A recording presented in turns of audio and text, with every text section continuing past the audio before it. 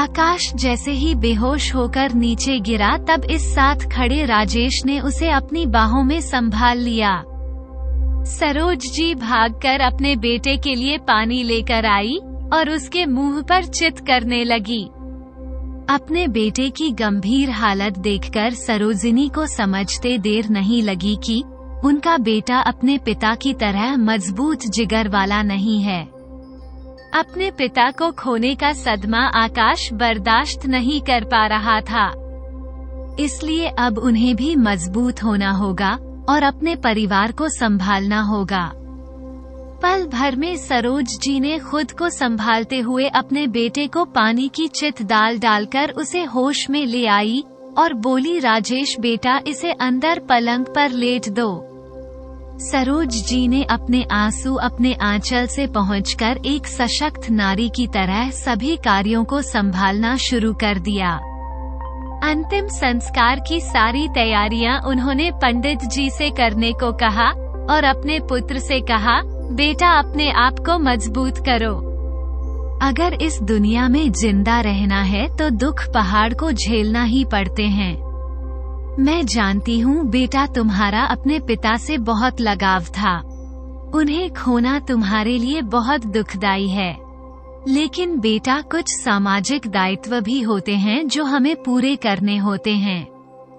उसके बाद आकाश उठा और अपने पिता का अंतिम संस्कार का कार्य पूर्ण करने लगा। ईश्वर प्रसाद जी की कुछ रिश्तेदार तो उसी दिन आकाश के पास रुके और उसे हौसला और धीरज देते रहे, लेकिन कुछ रिश्तेदार तो उसी दिन चले गए। आकाश ने अभी शिवानी और रूपा को कुछ नहीं बताया था।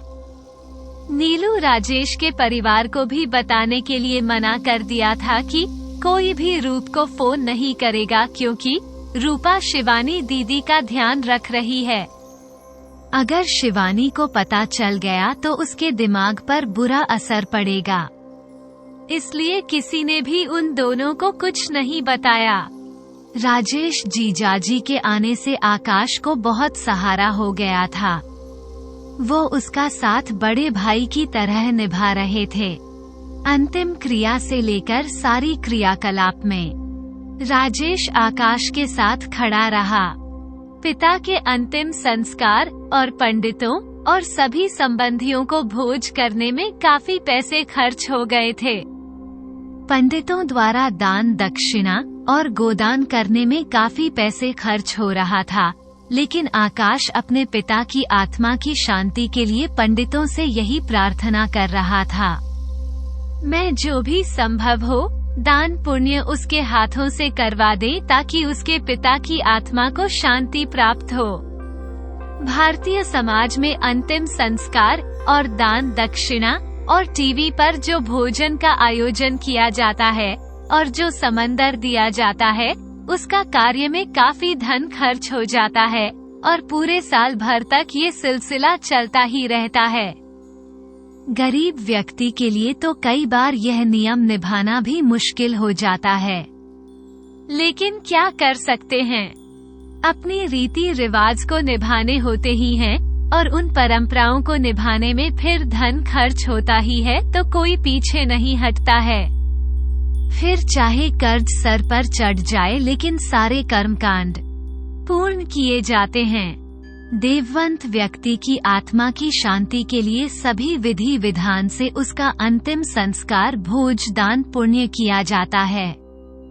हमारे भारतीय संस्कार हैं कि पिता की मृत्यु के बाद पुत्र उनकी मोक्ष की कामना से सारे दान पुण्य करता है और पिता की आत्मा की शांति के लिए प्रार्थना करता है। आज पगड़ी की रस्म के बाद सभी रिश्तेदार अपने घर जा चुके थे। सभी आकाश को धीरज बढ़ रहे थे, लेकिन आकाश के मन में किसी के धीरज का कोई असर नहीं हो रहा था। सभी रिश्तेदारों के जाने के बाद नीला का परिवार भी अपने घर वापस आ गया। सरस्वती देवी बच्चों को अपने साथ वापस लेकर जाना चाहती थी, लेकिन राजेश ने कहा, नहीं मम्मी जी, बच्चों को यहीं रहने दीजिए। अगर बच्चे यहाँ रहेंगे तो आकाश और सरोजिनी का मन हमें देखकर खुश रहे नहीं तो ये दोनों दिन भर अंकल जी को याद करके रोते रहेंगे। सरस्वती और श्याम बाबू सरोज जी को नमस्कार किया और कहा, बेटा आकाश, अपने साथ साथ मम्मी का भी ध्यान रखना, जो होना था वो हो गया। अब तुम आगे का सोचो, आगे कैसे करना है। बेटा, जाने वाले कभी वापस नहीं आते, लेकिन जाने वाला अपनी बहुत सारी जिम्मेदारियां छोड़कर अपने पीछे जाने वाले लोगों को जो उन्हें पूरी करनी होती है, बहुत सारी जिम्मेदारियां अपने पीछे छोड़कर जाता है। सरोज जी ने कहा, भाई साहब, आप बिल्कुल सही कह रहे हैं। सच में हमारे ऊपर तो जिम्मेदारियां का पहाड़ टूट पड़ा है। पता नहीं हम किस जिम्मेदारी को कैसे संभालेंगे। सरस्वती बोली, समधन की जीवन में सुख और दुख तो धूप छांव जैसे होते हैं। ईश्वर दुख सहने की शक्ति हमें स्वयं देते हैं। इस दुख में भी आप लोगों को उभार लेंगे। बाकी ईश्वर की मर्जी के आगे हम सबको हार माननी पड़ती है। बस यहीं आकर इंसान हार जाता है। जब देवी और प्रवीण को रूप के ससुर की मृत्यु का पता चला तो देवी को बहुत दुख हुआ, लेकिन देवी को उसे समय पहले अपने परिवार सहित हैदराबाद में सेटल हो गई थी। हैदराबाद से प्रवीण के साथ अपने बिजनेस के काम के लिए बाहर गई हुई थी, इसलिए उसने फोन पर आकाश से बात की और पिता की मृत्यु पर शोक प्रकट किया। देवी शुरू से ही अपने परिवार और अपनी बहनों से दूर और लग रही थी। उसका उन लोगों के साथ ज्यादा आना जाना, उठना बैठना भी नहीं था। एक तो दूर रहती थी तो अपने पीहर भी बहुत कम आती थी। दूसरा, उसने अपने ससुराल में अपने ससुर के बिजनेस को संभाल लिया था। उसे पर बिजनेस की जिम्मेदारियां ज्यादा आ गई थी, जिसके चलते हुए अपनी बहनों से ज्यादा बातचीत और मिलना जुलना नहीं कर पाती थी। सबसे बड़ी बात तो ये थी कि देवी अपने दोनों बेटों को अपने छोटे भाइयों से दूर रखना चाहती थी। उसे पता था कि उसके दोनों भाई कितने बिगड़े हुए हैं और कितनी बुरी आदतों के शिकार हैं, इसलिए देवी नहीं चाहती थी कि उसके बच्चों पर उनके माँ का बुरा असर पड़े। लेकिन वह ये बात किसी को कहती भी नहीं थी। पर वाले भी उसे अपनी ससुराल में रहते हुए देखकर खुश रहते थे। बेटी अपने ससुराल में सुखी है तो हमें और क्या चाहिए, कई बार नीलू उससे कह देती थी। देवी, तू तो अपनी ससुराल की होकर रह गई है, पीहर को तो तू जैसे भूल ही गई है। देवी, बस इतना ही रहती दीदी, क्या करूं, कम से फुर्सत नहीं मिलती। घर परिवार के साथ साथ मेरे ऊपर पारिवारिक बिजनेस की जिम्मेदारी है। उसे बिजनेस को भी तो नहीं छोड़ सकती हूँ, वह भी तो मुझे ही संभालना है। पर भी तो अभी कुछ समय पहले ही संभालना शुरू किया है, लेकिन उससे पहले तो कितने वर्षों तक मैं ही सब कुछ संभाल है। सरोज और आकाश दोनों चुप बैठे हुए सोच रहे थे कि आगे कैसे सब कुछ ठीक किया जाए। जब कल शिवानी उनसे पूछेगी कि उन्होंने उनसे अपने पिता के इतने गंभीर एक्सीडेंट की सूचना क्यों नहीं दी, तो मैं क्या जवाब दूंगा। माँ शिवानी तो पिताजी को इतना प्यार करती थी, आखिर अंतिम बार पिता को देखने का अवसर भी उसे नहीं मिला। मैं उसे कैसे संभाल दूंगा। माँ बेचारी रूप तो दीदी की देखभाल की खातिर अपने पिता समान ससुर के अंतिम दर्शन भी नहीं कर पाई थी।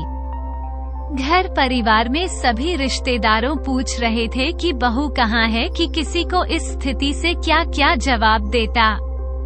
पता नहीं माँ, मैं उन दोनों को न बताकर सही किया है या गलत किया है। मुझे नहीं पता माँ, वे दोनों मुझे कल को माफ करेंगे या नहीं। ये सारी उम्र मुझे दोषी ठहराया जाएगा। रूप तो मेरी पत्नी है, मेरी परेशानी समझता है। उसे मैं बढ़कर आया था कि पापा का बहुत बड़ा एक्सीडेंट हुआ है। उनकी हालत गंभीर है, लेकिन उनकी मृत्यु का समाचार तो मैंने उसे भी नहीं बताया। ये कहकर आकाश अपनी माँ की गोद में सिर रखकर बच्चों की तरह बिलख बिलख कर रोने लगा। अपने बेटे के सवालों से सरोज जी बहुत दुखी हो रही थी। सो रही थी। पता नहीं हम पर कैसे 7:30 चढ़ी है। देखते ही देखते सब कुछ खत्म हो गया। सरोज जी सो रही थी कि सच में वो अपनी बेटी को कैसे समझाएगी कि उसकी भला के लिए हमने सब कुछ उसे छिपाया है। उधर ऑस्ट्रेलिया में शिवानी का मन विचलित हो रहा था। उसने थोड़ी देर के लिए रूप भाभी से अपना मोबाइल मंगा। रूप बोरी, डॉक्टर ने दीदी आपके मोबाइल से दूर रहने के लिए कहा है, इसलिए मैंने आपका मोबाइल आपको नहीं दे सकती। जैसे ही रूप ने शिवानी को उदास चेहरा देखा तो उसे दया आ गई कि सच में कितने दिन से दीदी बिस्तर पर पड़ी है, ना टीवी देख रही है, ना कहीं आती जाती है। रूप ने थोड़ा सा प्यार दिखाते हुए शिवानी को उसका मोबाइल दे दिया। साथ में हिदायत दी, दीदी प्लीज ज्यादा देर मत चलाना, मैं थोड़ा काम करके आता हूँ, लेकिन कुछ देर बाद आप खुद बंद करके रख देना। ये कहकर रूप काम करने के लिए रसोई में चली गई। जैसे शिवानी ने अपना मोबाइल स्विच ऑन किया, उसकी बचपन की पक्की सहेली रिद्धिमा के बहुत सारे मैसेज व्हाट्सएप पर आए हुए थे। शिवानी हैरान हो रही थी कि रिद्धिमा वैसे तो मुझे फोन भी नहीं करती, और आज देखो कितने सारे मैसेज मेरे व्हाट्सएप भरा पड़ा है, जैसे नाग मैसेज पढ़। शिवानी के कमरे में रोने और चीखने की आवाजें आने लगी। रूप और ऋषि अपना काम छोड़कर तुरंत शिवानी के कमरे की तरफ भागे। शिवानी ने अपनी सहेली के भेजे हुए सारे जो मैसेज पढ़ लिए थे, उसमें पहले मैसेज में रिद्धिमा ने लिखा था, तुम बहुत दिनों से मेरी तुमसे बात नहीं हुई है क्योंकि मैं बहुत बिजी थी, इसलिए तुम्हें फोन नहीं कर पाई। शिवानी माफी चाहती हूँ। शिवानी तुम कैसी हो? दूसरे मैसेज में शिवानी लिखा, तो तुम्हारे पापा का बहुत बड़ा एक्सीडेंट हो गया है, आज ही मम्मी ने मुझे बताया। तीसरे मैसेज में शिवानी प्लीज तुम भी भारत वापस आ जाओ, तुम्हारे पापा की तबीयत बहुत खराब है, मम्मी ने बताया था कि उनका बहुत बड़ा एक्सीडेंट हो गया है, उनकी हालत गंभीर है। चौथे मैसेज में रिद्धिमा ने शिवानी के लिए लिखा था, शायद तुम मुझसे नाराज हो, इसलिए तुमने मेरे किसी मैसेज का अभी तक जवाब नहीं दिया, लेकिन एक दुखद खबर है, शिवानी तुम्हारे पापा अब इस दुनिया में नहीं रहे, और अंतिम दर्शन करना चाहती हो तो जल्द से जल्द भारत आ जाओ। मैं तो खुद गर्भवती हूँ, इसलिए तुम्हारे पापा के अंतिम यात्रा में शामिल नहीं हो सकती। इस वक्त मैं अपनी ससुराल में हूँ। मम्मी से फोन पर बात हुई थी, तुम्हारे पिताजी के बारे में पता चला तो मुझे तुम्हारे लिए बहुत दुख हुआ। पिता को खोना कैसा होता है, ये तो मैं बचपन में भगत लिया था। तुम जानती हो, मेरे पिताजी बचपन में गुजर गए थे, तो इस दुख को मैं बहुत अच्छे से समझता हूँ। प्लीज शिवानी तुम जल्दी वापस आ जाओ, नहीं तो तुम अपने पापा के अंतिम दर्शन नहीं कर पाओगे। शिवानी ने जब लास्ट मैसेज पढ़ तो वो रोते हुए चीखने लगी और वह बेहोश होकर अपने बिस्तर पर गिर गई। तीसरा घटक दौरा उसके लिए घातक साबित हुआ। रूप और ऋषि जैसे ही उसके कमरे में पहुंचे तो देखा शिवानी बेहोश पड़ी है, उसके मुंह से झाग निकल रहा था। शिवानी का मोबाइल नीचे गिरा हुआ था। ऋषि का पर लगने से मोबाइल पलंग के नीचे चला गया था और शिवानी की ऐसी हालत देखकर दोनों उसे उठाने लगे, लेकिन डर की वजह से उसका शरीर अकड़ गया था और दोनों को समझ नहीं आ रहा था कि शिवानी को कैसे उठाएं। ऋषि ने चेक कर सांस चल रही थी। उसे तुरंत एम्बुलेंस को फोन किया। एम्बुलेंस आते उसे अस्पताल पहुंचा दिया गया। डॉक्टर ने चेकअप के बाद कहा, आखिर अचानक से इतना घातक दोहरा ऐसे कैसे पड़ा, कोई घटना घटी है क्या? घर में रूप और ऋषि को उसे समय कुछ समझ नहीं आ रहा था। दोनों एक दूसरे का मुंह देख रहे थे। क्या कहीं क्योंकि उन दोनों ने शिवानी को बिस्तर पर सोने के लिए कहा था, लेकिन अचानक से इतना बड़ा दौरा उसे पड़ गया था। उन दोनों को कुछ भी समझ नहीं आ रहा था। लेकिन जब रूप बेंच पर अकेली बैठी थी तो सोच रही थी, 10 मिनट में ऐसा क्या हो गया कि दीदी को इतना बड़ा दौरा पड़ गया। रूप को तो अंदाजा भी नहीं था कि भारत में उसके परिवार के साथ क्या हो रहा है, और जो हो रहा है रूपा उसे बिल्कुल अनजान थी। उसे तो इस बात का जरा भी इल्म नहीं था कि उसके ससुर अब इस दुनिया में इसे जा चुके हैं। आकाश और सरोज जी इस समय कितना तनाव और अकेलापन झेल रहे थे। रूप का परिवार पूरी तरह बिखर चुका था। रूप बेचारी तो इस सारी घटना से अनजान थी। इस वक्त उसे कुछ समझ नहीं आ रहा था। बस उसकी आंखों से आंसू बह रहे थे। उसे बेचारी को क्या पता था जो बात उसे भी पता नहीं चली है। वो बासनी को गलती से पता चल गई है। शिवानी को अपनी सहेली रिद्धिमा के मैसेज से अपने पिता के एक्सीडेंट और उसके बाद उनकी मृत्यु का पता चल चुका था।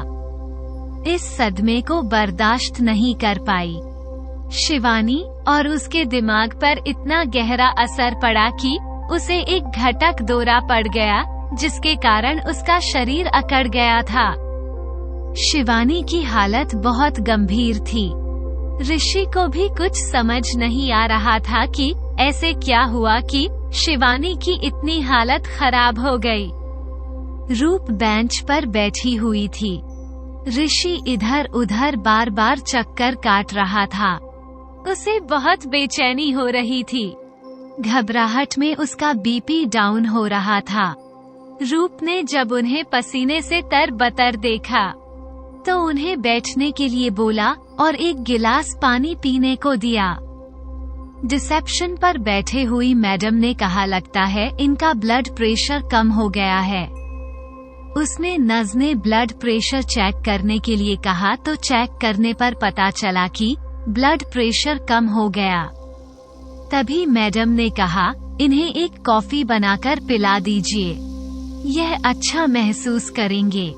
कई बार पेशेंट की हालत खराब देखकर साथ ही लोगों का मन घबरा जाता है। कॉफी पीने से उन्हें ठीक लगेगा। रूप जल्दी से कैंटीन से एक कप कॉफी लेकर आई और जीजाजी को पीने के लिए दी और कहा, जीजाजी आप हिम्मत मत हारिए, हम दोनों को ही दीदी को संभालना है। अगर आप हिम्मत हारेंगे तो मैं अकेले यहाँ कुछ नहीं संभाल सकती हूँ। प्लीज आप काफी पीजिए और शांति से थोड़ी देर बैठिए, इसलिए सब कुछ अच्छा करेंगे। तभी डॉक्टर ने बाहर आकर कहा, मिस्टर ऋषि, एक बुरी खबर है, आपकी पत्नी कोमा में चली गई है। अभी मैं उसके लिए कुछ नहीं कह सकता हूँ। कुछ टेस्ट किए हैं, रिपोर्ट आने के बाद में आपके आगे जो अपडेट कर देता रहूंगा। डॉक्टर बोला, मुझे कुछ समझ नहीं आ रहा कि अचानक उन्हें क्या हो गया। कल ये बिल्कुल ठीक यहाँ से गई थी। आखिर एक दिन में ऐसा क्या हो गया, उनके दिमाग पर इतना बुरा असर पड़ा है कि ऐसी हालत हो गई। क्या सुनते ही ऋषि बेंच पर बैठा ही रह गया और उसके पर जैसे वहीं जमीन पर जम गई। डॉक्टर की बात ही नहीं कर पाया, चुपचाप उनकी बात सुनकर वहीं बैठा रहेगा। डॉक्टर को कोई जवाब नहीं दिया। ये सुनकर रूप भी हैरान रह गई। आखिर ऐसा क्या हुआ, दीदी को किस चीज का तनाव हुआ, उनकी ऐसी हालत हो गई जो दोनों ही उसकी हालत को लेकर परेशान थे। आखिर हुआ तो क्या हुआ, डॉक्टर ने ऋषि की हालत देखकर उसे थोड़ा हौसला देते हुए कहा, मिस्टर ऋषि, इतना मत घबरा, मैं मानता हूँ स्थिति चिंताजनक है, लेकिन कई बार पेशेंट को जल्दी होश आ जाता है और मरीज स्वस्थ हो जाता है। हो सकता है शिवानी के केस में धीरे धीरे वो होश में आने लगे। उसके बाद हम जो ऑपरेशन कर सकते हैं बाकी रिपोर्ट आने के बाद मैं आपको सारी बात बता दूंगा। ये कहकर डॉक्टर चला गया। उधर गांव में हरि ने बिना बताए किसी लड़की के साथ मंदिर में शादी कर ली थी। सारे गांव में हड़कंप मच गया कि अरे जनार्दन जी के छोटे भाई के बेटे ने किसी लड़की के साथ मंदिर में विवाह कर लिया।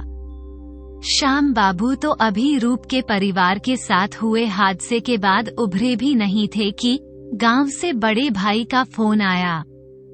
जनार्दन जी बोले, अरे भाई, तू सही कहता था, तेरा लड़का तो सच में नालायक है, बिगड़ा हुआ बदतमीज है।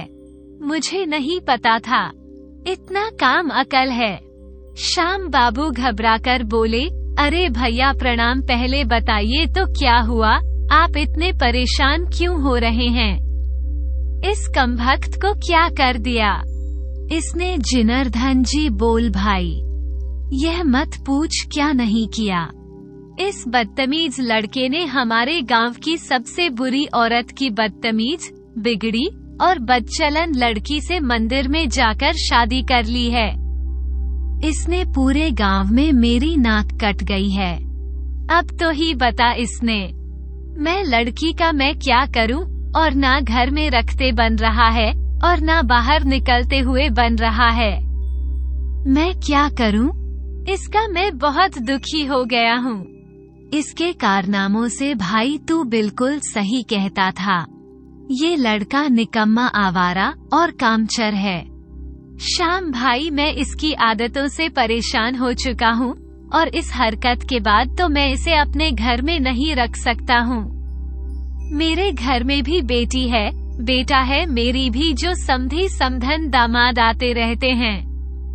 अगर किसी को पता चल गया तो तुम तो जानते हो मेरी रिश्तेदारी खराब हो जाएगी। इसलिए मैं हरि और उसकी पत्नी को तुम्हारे पास वापस भेज रहा हूँ।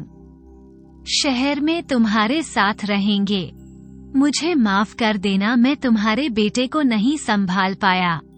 श्याम बाबू ने अपने भाई से बात करने के बाद फोन नीचे रख दिया और अपना माथा पीटने लगे कि मनुष्य घड़ी में इस लड़के ने मेरे घर में जन्म लिया। श्याम बाबू बोल ही, ईश्वर, इससे अच्छा तो एक और बेटी दे देता, कब से कम उसे विदा करने के बाद मैं इज्जत से समाज में रह सकता था।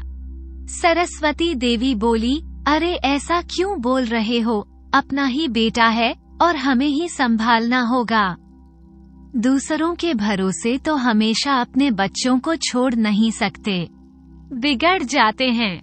बच्चा पता नहीं, मुझे ही लग रहा है जेठ जी ने जानबूझकर सब कुछ किया है। ये सब उनकी चाल है। श्याम बाबू गुस्से में बोले, तो मेरे भाई पर इल्जाम मतलब लगाओ। तुम्हारा बेटा ही नालायक है। भी बनाओ, बिना रोजगार के पता नहीं किसने इस कमबख्त को अपनी लड़की दे दी है। बताओ तो सही, इस नालायक ने बिल्कुल भी बोलने लायक नहीं छोड़ा। मैं तो कई बार सोचा हूँ, सरस्वती, इस नालायक के लिए किन माँ बाप ने अपनी बेटी का जीवन बर्बाद किया है। सरस्वती ने कहा, देखो अब जो हो गया सो हो गया। अब उसे बदला नहीं जा सकता, लेकिन उसको संवारा जा सकता है। आप चाहो तो दोनों का विवाह विधि विधान से साथ संपन्न करवाकर उसे अपने घर की बहू स्वीकार कर लेते हैं। कुछ ना नजदीकी रिश्तेदारों को बुला लेंगे और साधारण सा विवाह करके बहू को घर में गृह प्रवेश करवा देंगे। कम से कम हमारी इज्जत तो बची रहेगी, नहीं तो समझ में सभी हमारे ऊपर थू थू करेंगे। श्याम बाबू उत्तेजित होकर गुस्से में बोले, तुम्हें क्या लगता है सारे गांव में मेरी और बड़े भाई जी की जो बेइज्जती हो चुकी है, वो क्या काम है? सारे गांव वाले हम पर हंस रहे हैं। सरस्वती, तुम्हें अभी भी लगता है कि कुछ बचा है? श्याम बाबू बोल। सरस्वती, कान खोलकर सुन लो। अगर तुमने उसे नालायक लड़के को घर के अंदर घुसाया तो मैं ये घर छोड़कर चला जाऊंगा। फिर रहती है रहना अपने बेटे और बहू के साथ। श्याम बाबू बोलकर गुस्से से घर से बाहर चले गए। सरस्वती सोच रही थी, ये कैसे मुसीबत में अपना पीछा छुड़ाए। ऐसा क्या हल निकाले कि सांप भी मर जाए और लाठी भी ना टूटे। सरस्वती तो शुरू से ही अपने बेटों की गलतियां माफ कर रही थी। उसने उसके लिए एक बड़ी बात नहीं थी। इससे बड़े बड़े कांड भी उसने अपने बेटों को अनदेखी कर दिए थे और उन्हें माफ कर दिया था। कितनी गलतियां तो सरस्वती ने अपने आंचल में छिपा की थी। सरस्वती का दिल बहुत तेज धड़क रहा था। किस मदद मांगे और कि इस पारिवारिक समस्या से कैसे छुटकारा मिल जाए पाए। उसने सबसे पहले राजेश को फोन करके बताया कि हरी ने गांव के किसी लड़की से प्रेम विवाह कर लिया है। इसी कारण उसके ताऊ जी ने उसे घर से निकाल दिया है और अब शहर में हमारे पास आ रहा है। लेकिन राजेश बेटा, मेरी परेशानी यह है, तुम्हारे पापा जी ने मना कर दिया कि उसे घर के अंदर आने नहीं देना है। अगर हरी और उसकी पत्नी घर में प्रवेश करेंगे तो तुम्हारे पापा हमेशा के लिए घर छोड़कर कहीं चली जाएंगे। ये कहकर सरस्वती फोन पर ही रोने लगी। राजेश ने कहा, मम्मी जी आप चिंता मत करो, मैं अभी आपके पास आता हूँ। राजेश ने सारी बात अपनी माँ और नीलू को भी बता दी। सुशीला देवी तो ये सुनकर हैरान रह गई। इतनी जल्दी शादी कैसे कर ली? सुशील जी सोचने लगी, इतने बिगड़े और बेरोजगार लड़के को अपने आप उसे किसने लड़की दे दी और ऐसी कौन सी लड़की से उसका विवाह हो गया? किस कैसे बेवकूफ फंदे माता पिता हैं जो इतने आवारा लड़के को अपनी लड़की दे दी। उन्हें दाल में कुछ नजर आ रहा, कल नजर आ रहा था, लेकिन उन्होंने इस वक्त कुछ कहना सही नहीं लगा।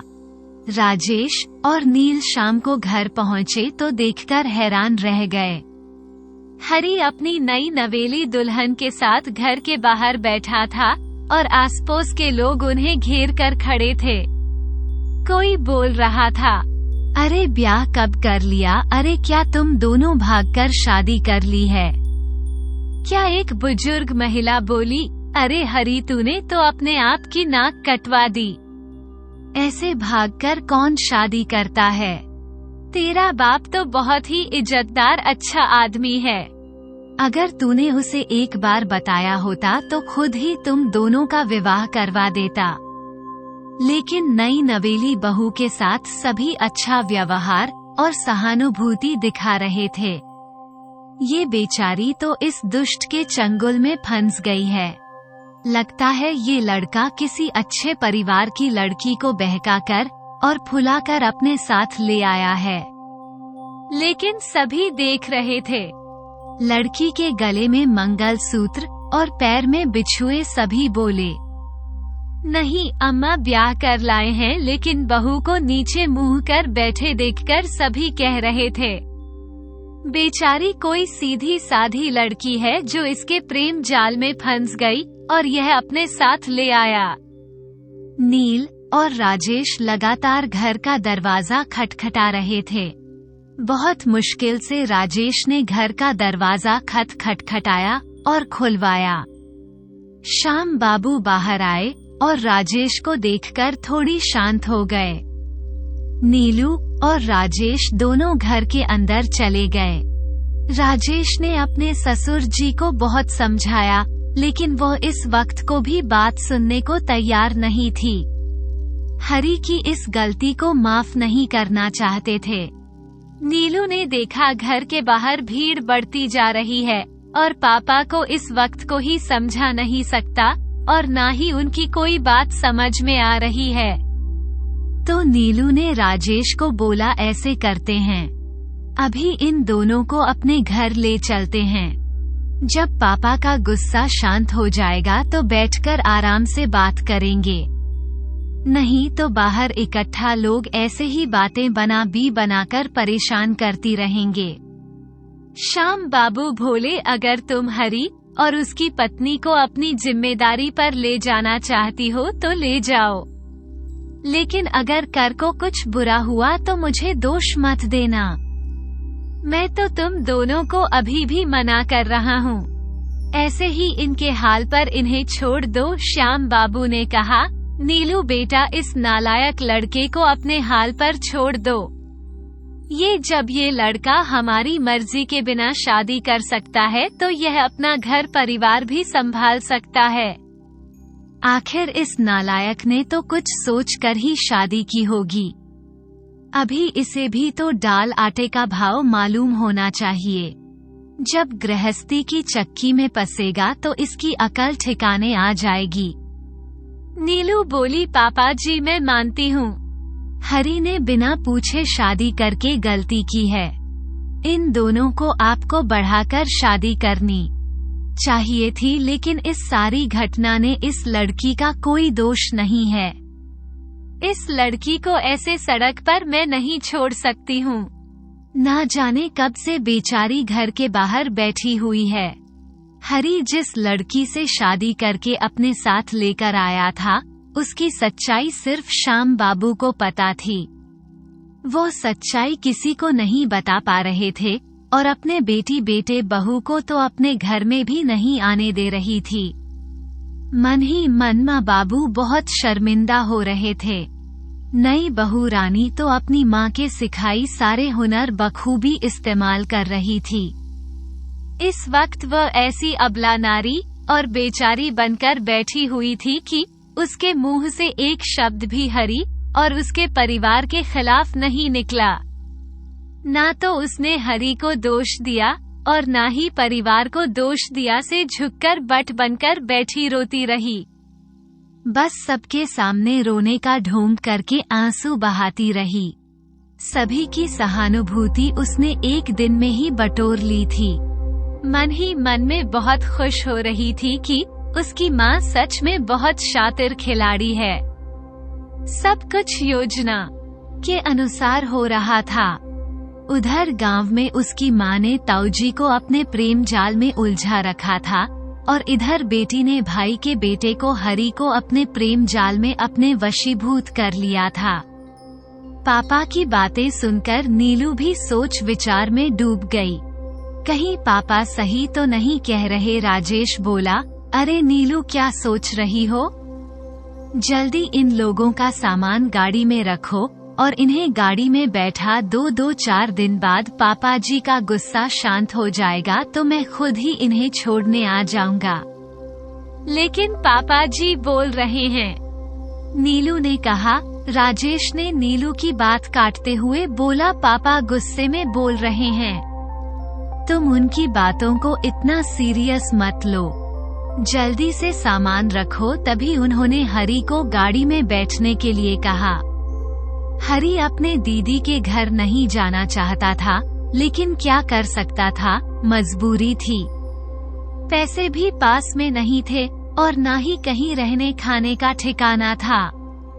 आखिर बिना बताए शादी तो कर ली थी, लेकिन अब उसे निभाने के लिए घर सामान और पैसे चाहिए थे। इसलिए हरी ने सोचा, चलो क्यों ना कुछ टाइम ऐसे ही निकल जाए, तब तक मैं कुछ व्यवस्था कर लूंगा, नहीं तो अपने पापा के पैर पड़कर उनसे माफी मांग लूंगा।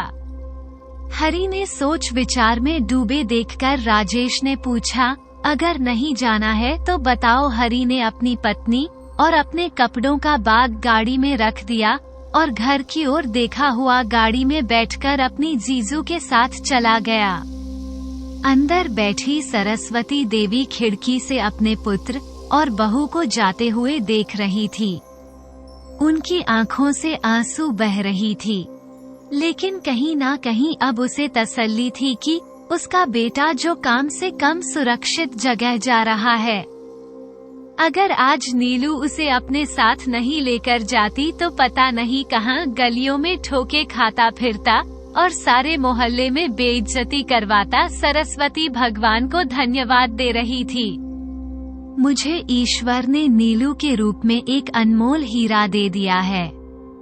मेरी बेटी हर बुरे वक्त में मेरे काम आती है। राजेश ने घर पहुंचकर माँ को सारा हाल बता दिया। माँ ने कहा, कोई बात नहीं, मैं कुसुम का कमरा खोल देता हूँ। ये दोनों उसे दिन जो उसमें रह लेंगे। कुछ दिन जब समझिएगा गुस्सा शांत हो जाएगा तो तुम ही इन्हें घर छोड़ आना। सुशीला देवी ने बहू से उसका नाम पूछा तो बहू धीमी आवाज में बोली, माताजी मेरा नाम चंचल है। सुशीला देवी ने पूछा, तुम्हारे परिवार में कौन कौन है? चंचल थोड़े उदास स्वर में कहा, पापा तो बचपन में ही चल बसे, बस ले दे के एक मन है और मेरे वही माता पिता का फर्ज पूरा कर रही हैं। उन्होंने मुझे माँ और बापू दोनों का प्यार दिया। सुशील जी ने पूछा, कितनी पढ़ी लिखी हो?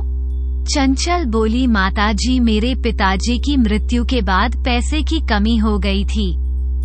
2 वक्त की रोटी के लाले पड़ गए थे। पढ़ने का अवसर ही नहीं मिला। माँ ने घरों में काम कर करके ही खाने पीने का जुगाड़ किया और रहने की व्यवस्था की। पढ़ाई के लिए तो पैसे ही नहीं होते थे, लेकिन फिर भी माँ ने मुझे सरकारी स्कूल में 8वीं तक पढ़ाया है। मेरे बाप भी खेती में मजदूरी करते थे और मेरी माँ भी वही करती है। सभी राजेश बोला, अरे मन अभी यह लोग यही है, सारे सवाल जवाब कल पूछ लेना। वैसे भी बेचारी पता नहीं कितनी देर से घर के बाहर बैठी थी। लगता है इन लोगों ने कुछ खाया पिया भी नहीं है। विमला ने जो घर के मेहमानों को देख लिया था और उसने खान की सारी तैयारी कर ली थी। सुशीला देवी विमला की इसी समझदारी पर हमेशा कायल रहती थी। घर के कोई भी मेहमान आ जाए तो वो मेहमान के आने के बाद अंदाजा लगा लेती थी और खाना बनाना है कि नहीं। सुशीला देवी विमला की इस बात से बहुत खुश रहती थी। विमल सच में बहुत समझदार थी। चंचल ने सुबह उठकर जब सारे घर का मुआयना किया तो देखकर वो हैरान रह गए। इतना बड़ा सुंदर घर में इतने सारे कमरे और साथ में अटैच बाथरूम, बाहर आंगन में इतना सुंदर बगीचा, बगीचे में झूला, सब देखकर उसने तो मन बना लिया कि वो अब अपने ससुराल नहीं जाएगी।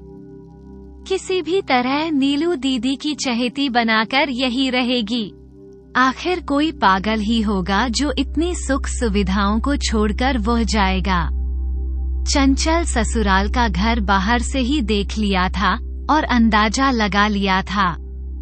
घर छोटा सा लग रहा था, पता नहीं अंदर से कैसा होगा। ऊपर से सरकारी क्वार्टर तो ऐसे ही होते हैं। चंचल मन में सोच रही थी, घर तो इसे कहते हैं, घर नहीं है तो बंगला है। बांग्ला आखिर भगवान ने मेरी सुन ली और मुझ पर इतने अच्छे बड़े घर में रहने का मुझे मौका दे दिया। अब तो बस इस तरह नीलू दीदी का दिल जीतना है। चंचल सभी के साथ बहुत मधुर और सौम्य व्यवहार कर रही थी। कोई भी उसकी चालाकी को नहीं बाप पाया, शिवाय विमला के। लेकिन विमला चंचल के है भाव से जल्दी परिचित हो गई। उसे एहसास हो गया कि अगर यह यहाँ रुकेगी तो कहीं मेरा इस घर से दाना पानी ना उठ जाए। चंचल को लगा जैसे उसके भाग्य खुल गए कि 5 उंगलियां घी में और सिर कढ़ाई में, इस तरह का सुख और आराम उसे यहाँ मिल गया था। ये दिखावे के लिए बहुत जल्दी उठ जाती और बड़े आदर से सभी को प्रणाम करती और नीलू के सारे काम खुद करने की कोशिश करने लगी। कभी नीला के पैर दबाने लग जाती रहती। इस वक्त आपको आराम की बहु आवश्यकता है। कभी पानी भरकर नीलू के सरने रख देती दीदी। आप मत उठिए, हम सारे काम कर देंगे। कभी छत से नीलू के कपड़े उतारकर अच्छे से तय लगाकर उसे देने आ जाती। विमला उसके हाव भाव से समझ गई थी। विमला ने बड़ी समझदारी से इस सारे मामले को संभाल लिया था। विमल चंचल से भी यही कहती, नहीं नहीं, आप भी मेरे लिए मालकिन हो, आप क्यों करोगी, और घर के सारे काम के लिए मुझे रखा गया है, मैं घर में नौकरानी हूँ। चंचल बहू, आप तो मालकिन है। बहू रानी, तुम तो सिर्फ आराम करो, अभी तुम्हारी नई नई शादी हुई है, सज संवर कर जो अपने पति के साथ घूमने फिरने जाऊं। घर के काम के लिए तो मैं हूँ ना, बल्कि तुम अपने सारे काम मुझे बताया करो। मेरे लिए तो तुम भी घर की मालकिन के समान ही हो। अपनी प्रशंसा और सहना किसी अच्छी नहीं लगती। चंचल को भी थोड़ा घमंड आ गया। वो मन ही मन खुश रह रही थी। काश मैं तो यही दीदी के पास रह जाऊं, अच्छा ही हुआ। ससुर जी ने घर में नहीं रखा। चंचल के अच्छे व्यवहार से सभी का दिल जीत लिया था। राजेश और नील उसके अच्छे व्यवहार से बहुत खुश थे। आज वे दोनों पापा के पास इन दोनों को घर में रखने के लिए बात करने जा रही थी। राजेश ने अपने ससुर जी को समझाया, देखो पापा जी, अगर वो हमारे पास रहेंगे तो उसमें मुझे कोई आपत्ति नहीं है, लेकिन कल आपके रिश्तेदार और आसपास के लोग बातें बनाने लगेंगे। आप जरा सोचिए, आपको अनजाने में इतनी सुशील बहू मिली है।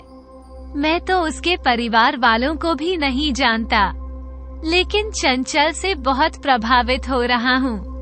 इतने प्रेम पूर्वक अच्छे सभ्य शब्दों में वो बात करती है। मैं तो कई बार सोचता हूँ, हरी को ऐसा हीरा मिला कहाँ से? मम्मी जी, आपको पता है, घर के काम में भी बहुत होशियार है और नीलू की सेवा में तो छोटी बहन की तरह लगी रहती है। पापा जी, मेरी तो यही सलाह है, आप इन दोनों को कुछ डरों की उपस्थिति में फिर से विधि विधान के साथ अग्नि के समक्ष फेयर करवर कर विवाह करवा दीजिए। अगर यह विवाह बिना किए साथ रहेंगे तो समझ में लोगों की 10 तरह की बातें करेंगे। मंदिर में दोनों में जो कौन सा विभाग किसकी मौजूदगी में किया है? मैंने पूछा, वहाँ तो पंडित जी भी नहीं था। बस भगवान को साक्षी मानकर इन लोगों ने एक दूसरे को हर पहनकर अपना जीवन साथी मान लिया। देखो पापा जी, कल को चंचल के परिवार वाले भी हम पर इल्जाम लगा सकते हैं कि हमारा लड़का उनकी लड़की को भगाकर ले गया, तो लेने के देने पड़ जाएंगे। गांव में भी उनके विवाह का कोई साक्षी नहीं है। पापा जी, आप बात को समझने की कोशिश करें। अभी संभल जाएंगे तो सबके लिए अच्छा होगा। तभी दरवाजे पर दस्तक हुई। कोई लगातार जोर जोर से दरवाजा खटखटा जा रहा था और बाहर से बड़ी तेज किसी के चीखने चिल्लाने की आवाज आ रही थी। कोई महिला बाहर खड़ी जोर जोर से बोल रही थी, अगर इनका लड़का मेरी बेटी को बहला फुसलाकर भगाला तो अपने साथ ले आया है। श्याम बाबू ने जैसे दरवाजा खोला तो सामने पुलिस खड़ी हुई थी। पुलिस को देखकर श्याम बाबू सच में पड़ गए। श्याम बाबू पुलिस को देखकर घबरा गए और मुड़कर देखा तो राजेश पीछे ही खड़ा था। राजेश ने कहा, पापा आप अंदर बैठे, मैं बात करके आता हूँ, और आप ऐसे घबराओ मत। राजेश जैसे ही बाहर आकर देखा, बाहर खड़ा पुलिस इंस्पेक्टर राजेश का मित्र था। राजेश को देखकर उसे गले लगाते हुए बोला, अरे यार, तू यहाँ क्या कर रहा है? इंस्पेक्टर बोला, यार तेरा लड़का कब इतना बड़ा हो गया कि लड़की से शादी करके घर ले आया? राजेश कहने लगा। अपने दोस्त को अंदर ले जाकर वो औरत वही कांस्टेबल के साथ खड़ी हुई थी। राजेश ने अंदर जाकर अपने दोस्त को सारी बात बता दी और बताया, वो लड़की को भगाकर नहीं लाया। मंदिर में दोनों ने आपसी सहमति से शादी कर ली है और दोनों बड़ी खुशी के साथ मेरे घर में पिछले हफ्ते से रह रहे हैं। बाहर बैठी माताजी झूठ बोल रही है। क्या सच है दोस्त?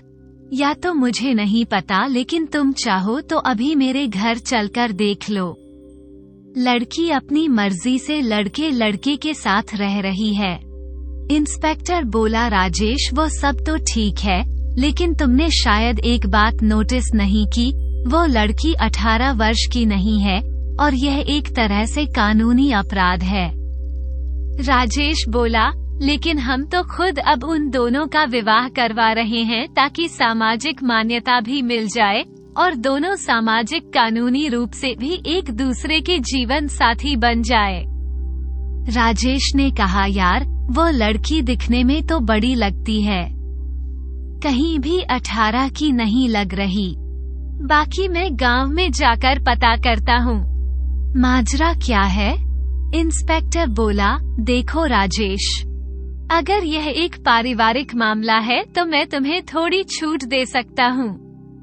तुम लोग आपस में बैठकर बातचीत कर लो। बार बार बैठी उसे लड़की की माँ को अगर तुम समझकर दोनों का विवाह करवा देते हो तो मुझे कोई आपत्ति नहीं है।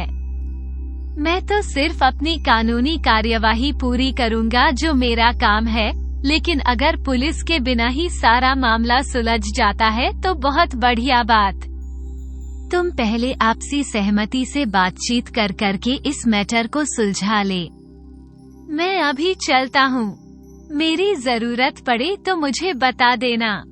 इंस्पेक्टर हंसते हुए बोला, राजेश मेरे पास वैसे भी इससे भी जरूरी काम है। अगर तुम्हें मामला सुलझा लेते हो तो मुझे बड़ी खुशी होगी। इंस्पेक्टर के जाने के बाद श्याम बाबू ने राहत की सांस ली। राजेश को धन्यवाद देते हुए बोले, शुक्र है बेटा कि यह इंस्पेक्टर तुम्हारी जान पहचान का था, नहीं तो पता नहीं क्या हो जाता। श्याम बाबू उसे महिला को अंदर लेकर आ गए। महिला दिखने में जवानों और खूबसूरत थी, कहीं से भी एक विधवा वाला नई नहीं लग रही थी। सरस्वती देवी उसे पीने के लिए पानी दिया और वहीं बैठकर बात करने लगे। राजेश ने कहा, माताजी आपकी बेटी ने तो विवाह कर लिया है और हम भी इसी बात से सहमत हैं और खुद अपने नजदीकी रिश्तेदारों को बुलाकर सभी की मौजूदगी में दोनों का विवाह करवाना चाहते हैं ताकि दोनों सामाजिक और कानूनी रूप से एक दूसरे के जीवन साथी बन जाए। वो महिला जोर से बोली, मुझे क्या पता तुम्हारा निकम्मा बेटा कल को मेरी बेटी को 2 वक्त की रोटी खिलाई पाएगा या नहीं। वो तो अभी खुद भूखा मरता फिरता है, ना घर है ना ठिकाना, 2 कौड़ी का लड़का है। तुम्हारा जो मेरी लड़की को भगाकर अपने साथ ले आए। मेरी लड़की तो बेचारी अभी कम उम्र की है, उसे तो अच्छे बुरे का जरा भी समझ नहीं है, लेकिन तुम्हारा लड़का तो इतना बड़ा है, उसे तो समझ होनी चाहिए थी। राजेश ने पूछा, माताजी आखिर आप चाहती क्या है? हम आपको कैसे विश्वास दिलाए कि आपकी बेटी हमारे परिवार में सुखी रहेगी? राजेश थोड़े गुस्से में बोला, भूखी नहीं मारेगी। उसे महिला ने कहा, अगर आप गांव की जमीन मेरी बेटी के नाम कर दें तो मैं कोई पुलिस कंप्लेंट नहीं करूंगी, न ही आपके बेटे के खिलाफ कोई कार्यवाही करूंगी। ये सुनकर श्याम बाबू और सरस्वती आश्चर्यचकित रह गए। दोनों पति पत्नी एक होकर उसे देख रहे थे। राजेश उनकी बात सुनकर सोचने लगा कि लड़की के पिता नहीं है, भाई भी और ना ही कोई रिश्तेदार है, शायद इसलिए लड़की कीमत चिंतित हो रही है और अपनी बेटी के भविष्य की चिंता के कारण ऐसी मांग कर रही है। राजेश ने कहा, माताजी मैं आपकी चिंता समझ सकता हूँ, लेकिन गांव की जमीन दोनों भाइयों की है। ऐसे में एक भाई को सारी जमीन नहीं दे सकते और दूसरे भाई के साथ अन्याय नहीं कर सकते। चंचल की माँ बोली, वो सब मुझे नहीं पता। मुझे तो अपनी बेटी के नाम जमीन चाहिए ताकि कल को वो 2 वक्त की रोटी खा सके, मेरी तरह भूखे रहकर मजदूरी न करनी पड़े। मैं अपने जीवन में बहुत दुख उठाए हैं। मैं नहीं चाहती मेरी बेटी मेरी तरह दुखी रहे। श्याम बाबू सोने लगे। बड़ी मुश्किल से उन्होंने नीलू से पैसे लेकर गिरवी रखी हुई जमीन छुड़ाई थी। पहले मेरी जमीन बड़ा भाई हड़पना चाहता था। बड़ी मुश्किल से उससे पीछा छूटा। नीलू की मदद से जमीन अपनी हुई, तभी मुसीबत बिन बुलाए घर आ गई। अब नीलू को रुपए भी वापस नहीं किया और यह मुसीबत गले पड़ गई है। श्याम बाबू सो रहे थे। क्या करें, जमीन उनकी बेटी के नाम करते हैं तो छोटे बेटे के साथ अन्याय होगा। क्या करें, इधर का डर खाई और दूसरी चिंता ये भी थी, कैसे भरोसा करें कि भविष्य में उसके बेटे को धोखा नहीं देगी। कहीं ऐसा ना हो बेटे के साथ जमीन भी चली जाएगी। श्याम बाबू क्या फैसला ले अपने वो खुद नहीं समझ पा रहे थे और राजेश भी सोच विचार में डूबा हुआ था। तभी सरस्वती ने कहा, बहन जी यह तो नाइंसाफी है। आप अपने बेटे की बेटी की भविष्य की चिंता में मेरे दूसरे बेटे के साथ अन्याय कर रही हैं और आप अभी हमारे परिवार में के बारे में नहीं सोच रही हैं, सिर्फ अपनी बेटी के बारे में सोच रही हैं। चंचल की माँ बोली, बहन जी एक बात बताओ, क्या आप अपनी बेटी का विवाह किसी बेरोजगार लड़के के साथ करवाती जो पढ़ा लिखा भी नहीं है और उसे पर सारा दिन आवारा गाड़ी करता है, सारे दिन निकम्मा निठले डोलता है, करती? क्या तुम ऐसा दामाद चाहोगी? बहन जी मेरा मुंह मत खुलवाओ, आपके बेटे के सारे कारनामे मुझे पता है। ये सुनकर सरस्वती जो चुप रहेगी, चंचल की माँ के हबाब श्याम बाबू समझ गए थे और कुछ हद तक राजेश भी समझ गया था। श्याम बाबू और राजेश बाहर आकर बात करने लगे। श्याम बाबू बोल, राजेश क्या कहते हो, क्या करना चाहिए? मैं तो दोनों तरफ से फंस गया हूँ, इधर कुआं उधर खाई। राजेश ने कहा, लेकिन पापा जी समाधान तो निकालना पड़ेगा। ये औरत हमारा ऐसे ही पीछा छोड़ने वाली नहीं है। श्याम बाबू ने अपने भाई को फोन लगाकर पूछा कि उसे क्या करना चाहिए, उन्हें इस मुसीबत से कैसे अपना पिंड छुड़ाना चाहिए। जनार्दन जी बोले, देखो भैया, उसे लड़की की माँ सही बोल रही है। लड़की अभी 17 साल की है और उसकी माँ ने कैसे कर दिया तो सारी जिंदगी सारा परिवार परेशान होता रहेगा और बाद में कुछ ले देकर मामला सुलझाना पड़ेगा। ऊपर से पुलिस में रिपोर्ट में हरी का नाम हमेशा के लिए दर्ज हो जाएगा। फिर लड़ते रहना भैया सारी उम्र मुकदमा। जनार्दन जी बोल, भाई बाकी तुम्हारी मर्जी है। राजेश बाबू से भी सलाह कर लेना उनकी, तुम आज कल कुछ ज्यादा ही सुनते हो। राम राम कहकर जिन जी ने फोन रख दिया। राजेश ने कहा, पापा जी सारी उम्र मुकदमा में पैसा खर्च करने से अच्छा है कि हम इस पेज से कहीं दूसरी जमीन खरीद कर किशन को दे देंगे और गांव की जमीन हरी और चंचल के नाम करके सारा मामला यहीं शांत कर देते हैं। पापा की जमीन बेटे के पास रही या बहू के पास, दोनों ही आपके अपने हैं। बस चंचल की माँ का भ्रम दूर हो जाएगा। चंचल का भविष्य सुरक्षित उसे लगेगा, क्योंकि ये तो सच है, मुकदमा लड़ने में इंसान की आधी उम्र निकल जाती है। कई बार फैसला आते आते वो इंसान ही नहीं रहता। किसकी आप चिंता मत करो, किसान बहुत लायक है, वो खुद अपने लिए सब कुछ काम लगा। आखिरकार सरस्वती और श्याम बाबू ने हर पहलू पर विचार करने के बाद गांव की जमीन चंचल और हरी के नाम कर दी और हरी और चंचल की शादी विदित करवाकर चंचल का गृह प्रवेश करवा दिया। चंचल और हरि के माता पिता की सहमति से अपने विवाह से वे दोनों बहुत खुश थे, क्योंकि ये सब चालबाजी ताऊजी और चंचल की मां की मिलीभगत से सफल हुई थी, क्योंकि तूजी ने हरि को बहुत अच्छे से समझा दिया था, तेरे सिर पर इतना कर्ज चढ़ गया है, वो इतनी आसानी से उतरने वाला नहीं है, तुझे कहीं से मोटी रकम का इंतजाम करना पड़ेगा। हरि ने कहा, ताऊजी आपको ये रहा दिखाओ, कुछ ऐसा उपाय बताओ हींग लगे ना फिटकरी और रंग भी चोखा हो।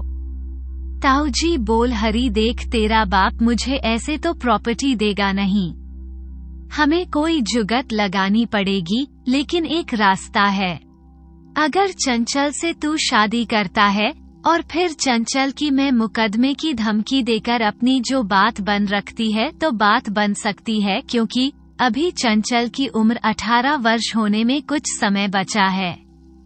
लेकिन यहाँ बात तेरे बाप की नहीं, चंचल अभी नाबालिग है और नाबालिग से शादी करने के अपराध में सजा होती है, और तेरा बाप तुझे सजा से बचने के लिए अपनी प्रॉपर्टी जो तेरे नाम बड़ी आसानी से कर देगा।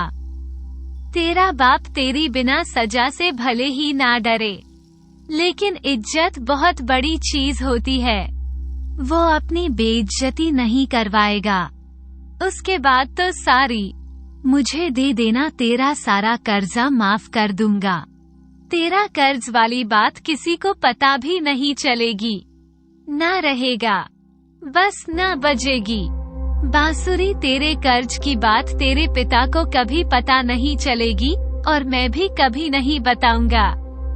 मैं तुझे वादा करता हूँ, बेटा जमीन तो मेरे पास रहे या बेटा तेरे पास, हम दोनों एक ही है ना। और इस तरह तूजी की बातों में आकर, लेकिन बेचारे श्याम बाबू इस सारी बातों से अनजान थे और हरि अपने ताऊ जी पर पूरा उनके पक्ष में हो गया था। उनकी बातों का उसे पर बहुत गहरा असर था, क्योंकि तूजी हर बुरे कर्म में उसका साथ देते थे। ताऊ जी ने उसे काफी बढ़ा चढ़कर जो उसका हर चीज में साथ दिया, अपने बेटा और बहू को सच्चे मन से स्वीकार कर लिया था। श्याम बाबू ने हरि की गलती को माफ कर दिया था कि शायद हरि अब शादी होने के बाद अपनी जिम्मेदारी को समझ ले गया और परिवार में ठीक से रहने लगेगी, सारी बुरी आदतों को छोड़कर एक अच्छा इंसान बन जाएगा। श्याम बाबू ने उसे एक दुकान पर काम पर लगवा दिया था। मलिक भी अच्छा था, समय से पैसे दे देता था। हरि ने भी काम ठीक ठाक शुरू करना कर दिया था और अपनी पत्नी चंचल को जो वो बहुत खुश रखने लगा था। चंचल अभी भी नीलू के घर को नहीं भूल पाई थी, वो तो सारा दिन उसकी खिदमत में बिमला लगी रहती थी, कुछ भी काम नहीं करने देती थी। लेकिन यहाँ आकर तो सरस्वती के साथ सारा घर का काम करने में मदद करनी पड़ती थी। झाड़ू पोछा बर्तन कपड़े घर गृहस्थी के छोटे मोटे काम करते करते चंचल का मन उबन लगा था। उसे तो नीलू के घर में रहना ही अच्छा लग रहा था। उसी के घर को याद करके वो कई बार कह देती थी, मम्मी जी दीदी का घर ज्यादा सुंदर है और काम करने के लिए बिमला को रखा हुआ है। मम्मी जी क्या हम अपने घर के काम करने के लिए किसी को नहीं रख सकते? सरस्वती ने कहा, बहू रानी मेरी बेटी और दामाद दोनों ही नौकरी करने जाते हैं, तो घर के काम के लिए बिमला को रखा है। बहू रानी अभी कुछ समय से रखा है। उन्होंने इससे पहले तो नीलू घर का सारा काम खुद करती थी। वो अपनी जेठानी के साथ भी उसने कितने साल मिलजुल कर घर के काम में सहयोग दिया है और साथ में नौकरी भी की है। सरस्वती बोली, क्योंकि नीलू दोबारा से गर्भवती है और डॉक्टर ने उसे आराम करने की सलाह दी है। घर में सुमन बुद्धि हो गई है, उसे घर का काम अब उसे होता नहीं है। उनकी मदद के लिए उन्होंने विमल को घर में रखा है। हमारा घर भी छोटा है और परिवार भी छोटा है। हम तो मिलकर अपने घर का काम खुद ही कर लेते हैं।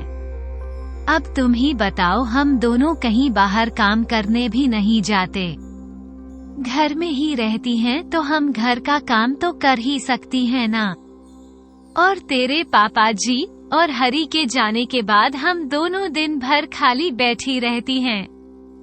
सरस्वती बोली, चंचल, अगर तुम्हारा मन सिलाई और कढ़ाई सीखने का हो तो खाली समय में तुम दोनों को वो काम में सिखा सकती हूँ।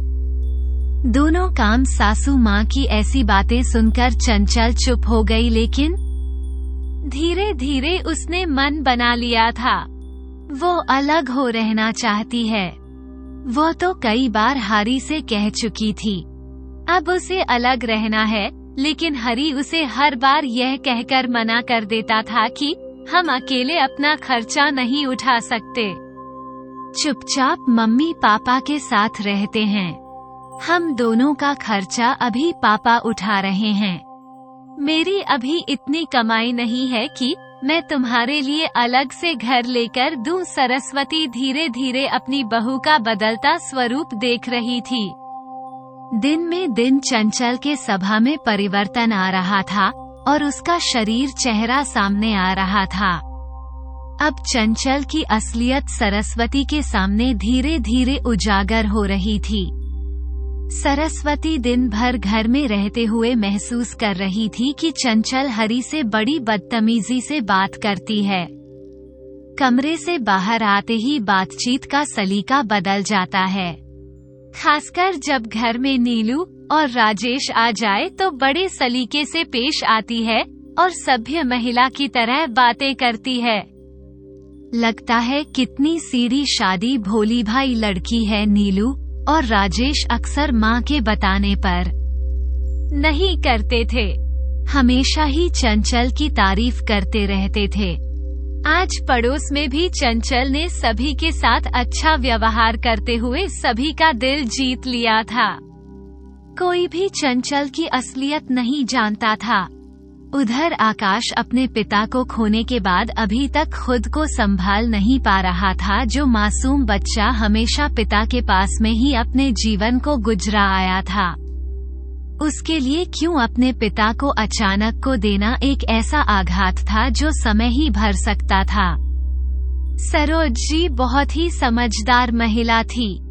वो समझ गई क्यों उनके पुत्र जितना समझदार है उतना दिल से मजबूत नहीं है। उनका दिल बहुत ही कोमल है। खुद की भावनाओं को संभालने में वो अभी असमर्थ था।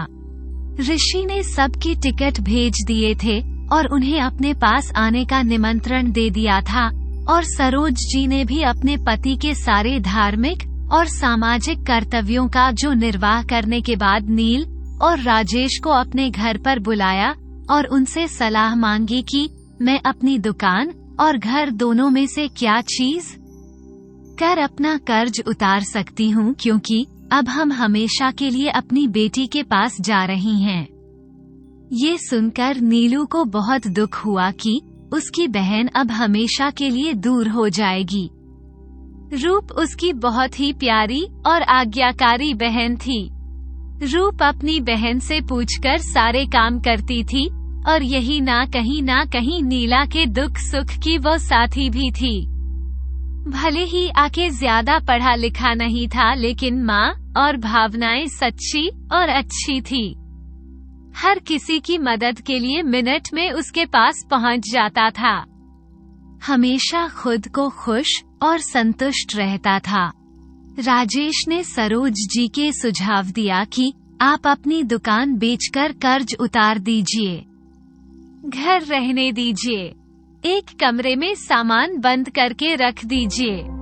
राजेश बोला, बाकी मैं किराए पर चढ़ना देता हूँ, इससे कुछ इनकम आती रहेगी और आपका कैसे जो काश जो जुड़ता रहेगा। घर हमेशा बच्चों के काम आ जाता है। क्या पता चल कौन सा बच्चा यहाँ आकर काम करना चाहिए, रहना चाहिए तो कम से कम उसके दादा की निशानी तो उसके पास होनी चाहिए। राजेश बोल, अंकल जी ने अगर बहुत ही मन से बनवाया था, इसलिए आंटी जी आप घर मत बेचिए, दुकान से पैसे भी अच्छे मिल जाएंगे तो सारा कर्जा उतर जाएगा। घर के देखभाल और किराएदार का ध्यान हम रख लेंगे।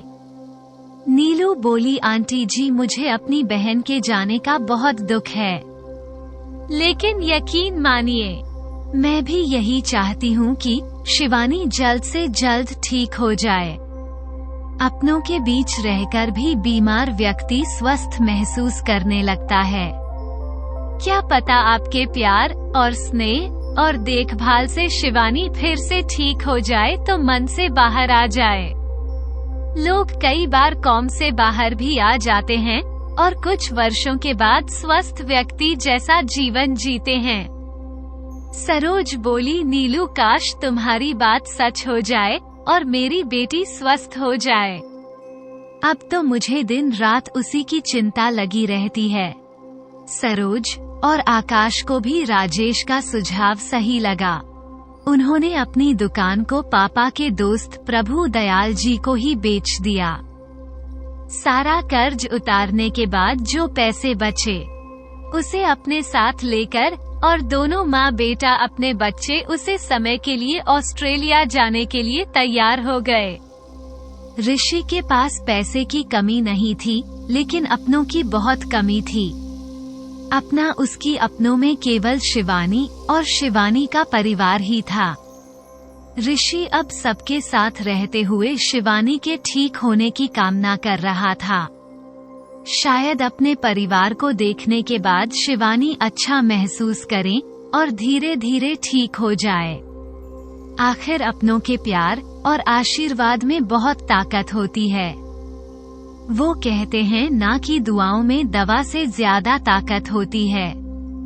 उसे समय बाद वीजा लग गया और दोनों बच्चे बहुत छोटे थे, जाना नहीं चाह रहे थे, लेकिन क्योंकि उनकी माँ वहाँ रह रही थी तो अपनी माँ से मिलने की खुशी में वे दोनों जाने के लिए तैयार हो गए। और नाना नानी से मिलने के बाद राजेश नीलू उन दोनों उन्हें एयरपोर्ट तक छोड़ने गए थे। सरोज जी ने नीलू की हालत देखते हुए साथ चलने से मना भी किया, लेकिन नीलू का मन नहीं मान रहा था क्योंकि दोनों बच्चे बहुत समय से नीलू के पास ही दे रहे थे। दोनों बच्चों को नीला मौसी अपनी माँ जैसी लगती थी। अपनी मौसी के गले लगकर दोनों रोने लगे तो नीलू ने समझाया, अरे अब तुम अपनी मम्मी के पास जा रहे हो, अब क्यों रो रहे हो, मम्मी से मिलकर तुम्हें अच्छा लगेगा। नीलू ने हंसते हुए कहा था, अगर नहीं जाना तो मम्मी के पास तो बोलो, मैं अपने पास तुम दोनों को रख लेती हूँ। दोनों बच्चे बड़ी मासूमियत से बोले, नहीं मौसी, आप भी हमें बहुत प्यार करती हो, लेकिन अब हम मम्मी के पास जाना चाहते हैं। नीलू अपनी बहन के परिवार को एयरपोर्ट पर छोड़कर वापस आ चुकी थी। सो रही थी। कैसे सब कुछ बदलता जा रहा है। पहले देवी शहर से दूर हैदराबाद चली गई। रूप, राकेश, आकाश भी जो ऑस्ट्रेलिया चलेगा। नीलू को बहुत अकेला लग रहा था क्योंकि आज तक तीनों बहनें एक साथ एक शहर में रह रही थी, लेकिन धीरे धीरे समय के साथ एक दूसरे से बिछड़ते हुए जा रही थी। अब ये केवल नीलू अपने परिवार के साथ अकेले रह गई थी। तभी किशन उसके रूम में आया और पूछने लगा, दीदी आकाश जीजा जी चलेगा ये क्या? नीलू बोली, हाँ किशन, वह अपने परिवार के साथ चले गए हैं, अब पता नहीं कब आएंगे। किशन बोला, दीदी सही कह रहे हो। पहले देवी दीदी शहर छोड़कर चली गई, अब रूपा दीदी भी चली गई है कि संडास होकर बोला, प्लीज दीदी आप हमेशा मेरे साथ रहना, मैं आपको छोड़कर कहीं नहीं जाने वाला हूँ। दीदी हम दोनों साथ रहेंगे। नीलू ने हंसते हुए पूछा, और जब तेरी शादी हो जाएगी तब भी मैं मेरे साथ रहेगा क्या? इस बड़े उत्साह से बोला, हाँ दीदी, मैं तो शादी के बाद भी आपके साथ ही रहूंगा। नीलू हंसने लगी कि किशन नीलू के लिए दूध लेकर आया था और बोला, दीदी आप दूध पीकर आराम करो, कोई काम हो तो मुझे बता देना। कि सन अपनी दीदी का बहुत ध्यान रखता था। पढ़ाई के साथ साथ घर 7वें घर में भी काफी मदद करता था। बाहर के सारे काम तो किशन ने अपने हाथों में ले रखे थे, चाहे दूध लाना हो, चाहे सब्जी लाना हो, कुछ भी सामान लाना हो कि तुरंत अपनी साइकिल उठाता और तुरंत सामान लेकर आ जाता था। बिमला के साथ भी कृष्ण की बड़ी बहन जैसे ही संबंध बन गए थे। उसकी बेटी को अपनी भांजी ही मानता था और उसे अपनी साइकिल पर बैठकर स्कूल लेकर जाता और आते वक्त वापस लेकर आता था। पढ़ाई में उसकी मदद भी करता था। सभी आराम से बैठकर नाश्ता कर रहे थे। तभी बिमला की बेटी सीढ़ियां उतरते हुए सीढ़ियों से गिर गई। अचानक ऐसा होने से नीलू का दिल घबरा गया। अपने भीतर उसे एक अजीब सा एहसास हुआ। राजेश्वर किशन उसे उठाने के लिए तुरंत भेज गिरने के कारण विमला की बेटी को काफी चोट लग गई थी। राजेश ने उसे हाथ पकड़कर खड़ा करने की कोशिश की, लेकिन वो खड़ी नहीं हो पा रही थी। उसका पैर मुड़ गया था और वह लड़का आते हुए गिर पड़ी। राजेश ने संभालते हुए कहा, लगता है इसके पैर में फ्रैक्चर हो गया, डॉक्टर के पास लेकर जाना पड़ेगा। किसान और राजेश उसे डॉक्टर के पास लेकर जाने लगे। तभी नीलू बोली, मम्मी जी मुझे कुछ अजीब सा लगा है। मेरी डिलीवरी में तो काफी समय बाकी है। सुशीला देवी ने कहा। नीलू को देखकर राजेश, नीलू को जल्दी हॉस्पिटल लेकर चलो। राजेश ने अपनी कार में पहले बिमला की लड़की को कृष्ण के साथ बैठा दिया और मम्मी और नीलू को पीछे से बैठने के लिए कहा और कार से तुरंत अस्पताल पहुंच गए। नीला को तुरंत इमरजेंसी में भर्ती कराया गया। मम्मी को बैठक राजेश बिमला की जो बेटी को गोद में उठाया और दूसरे डॉक्टर के पास ले गया। डॉक्टर ने बताया पर की हड्डी टूट गई है, प्लास्टर चढ़ाना पड़ेगा। कि सर नेहा बैठकर कुछ देर के लिए राजेश और नीलू के पास चला गया। डॉक्टर ने बताया कई बार बच्चे मन के गर्भ में 9 महीने की नहीं रहते, कुछ बच्चे प्री मैच्योर ही पैदा हो जाते हैं। नीलू की भी यही स्थिति हो रही थी। डॉक्टर बोला, हमको कोशिश कर रहे हैं कि सब कुछ नॉर्मल हो जाए। राजेश और सुशीला देवी दोनों परेशान हो रहे थे कि बच्चे का जन्म समय से पहले क्यों हो रहा है। हमने तो हर बात का ध्यान रखा। सुशीला देवी बोली, नहीं राजेश, हम उसके खाने पीने का ध्यान रख रहे थे, लेकिन उसकी मनोदशा को नहीं समझ रही थे। रूप के यहाँ आते जाते समय नीलू काफी तनाव में थी। अपनी बहनों को लेकर हमेशा चिंता में रहती थी और अब अपनी बहन के जीवन में इतने दुखों को देखकर कहीं ना कहीं वो चिंता कर रही थी। ऊपर से हरी की शादी और चंचल की मां का सारे परिवार को परेशान करना, हरी की शादी कर जो सरप्राइज देना था, इस बात को भी संभालने में उसे काफी समय लिया। देखा जाए तो नीला ने इस वक्त काफी उतार चढ़ाव देखे और हर वक्त अपने पिता का साथ दिया है। मैं तो एक बार सोचती हूँ, राजेश नील उत्सव का भला करती है, ईश्वर इसको भी बहुत सुख दे। सुशील जी बोली, सही बात तो ये है राजेश, हम तो ध्यान रख रहे थे, लेकिन उसके जीवन में जो परेशानियां आ रही थी हम उसे दूर नहीं रख पाए। कारण यही प्री मैच्योर बच्चे को जन्म दे रहा है। दोनों बाहर बैठे बातें कर रहे थे। तभी डॉक्टर ने आके बताया कि नीला ने जो बेटे को जन्म दिया है बहुत हिम्मत वाली है। इतनी बुरी कंडीशन में भी उसने खुद को संभाले हुए हिम्मत से हमारा साथ दिया और उसकी हिम्मत की वजह से ही हम नॉर्मल डिलीवरी करवाने में कामयाब हो पाए। डॉक्टर बोला, माताजी आपकी बहू में बहुत पेशेंस वाली है। कुछ देर बाद आप लोग जाकर बच्चों से मिल सकते हैं क्योंकि बच्चा कमजोर है और समय से पहले जिन बच्चों का जन्म होता है उनको कुछ दिन हम डॉक्टर की देखभाल में रहना पड़ता है। दूसरे पोती की खबर सुनकर सुशीला देवी बहुत खुश नजर आ रही थी, लेकिन राजेश कुछ खुश नजर नहीं आ रहा था क्योंकि उसने तो कहीं ना कहीं एक बेटी का सपना देखा था और एक बेटे के आने से जो वह कुछ खुश नहीं था क्योंकि अब उसका परिवार बेटी के आने से पूरा हो जाता जो अब अधूरा रह गया था। किशन अपने जीजू को बुलाने के लिए उनके पास आया और बताया कि गुड़िया के पैर में प्लास्टर चढ़ गया है, डॉक्टर आपको बुला रहे हैं। अभी सुशीला देवी ने मुस्कुराते हुए कहा कि सन तुम तो दोबारा मामा बन गए, तुम्हारा भांजा आया है, तुम्हारी दीदी ने बेटे को जन्म दिया। बड़ी खुशी के साथ अपनी दीदी के पास मिलने चला गया। राजेश डॉक्टर के पास पहुंचा। गुड़िया के पैर का प्लास्टर चढ़ चुका था। उसे व्हीलचेयर पर बिठाकर सुशील जी के पास बैठकर नीला के पास गया। नीलू बेसुध पड़ी थी। नज ने कहा कुछ देर बाद होश आ जाए, आप चिंता मत कीजिए। एक बच्चे को जन्म देने के बाद नारी का दूसरा जन्म होता है, तब जाकर मां बनने का सौभाग्य प्राप्त होता है। राजेश ने पूछा क्या मैं बच्चों को देख सकता हूँ? तो नज ने कहा जी बिल्कुल, इस कमरे से आगे कैमरा नंबर 10 बच्चों की नर्सरी वार्ड में बना हुआ है, वहाँ जाकर आप देख सकते हैं। राजेश कमरे के बाहर कमरा नंबर 10 की ओर बढ़ गया।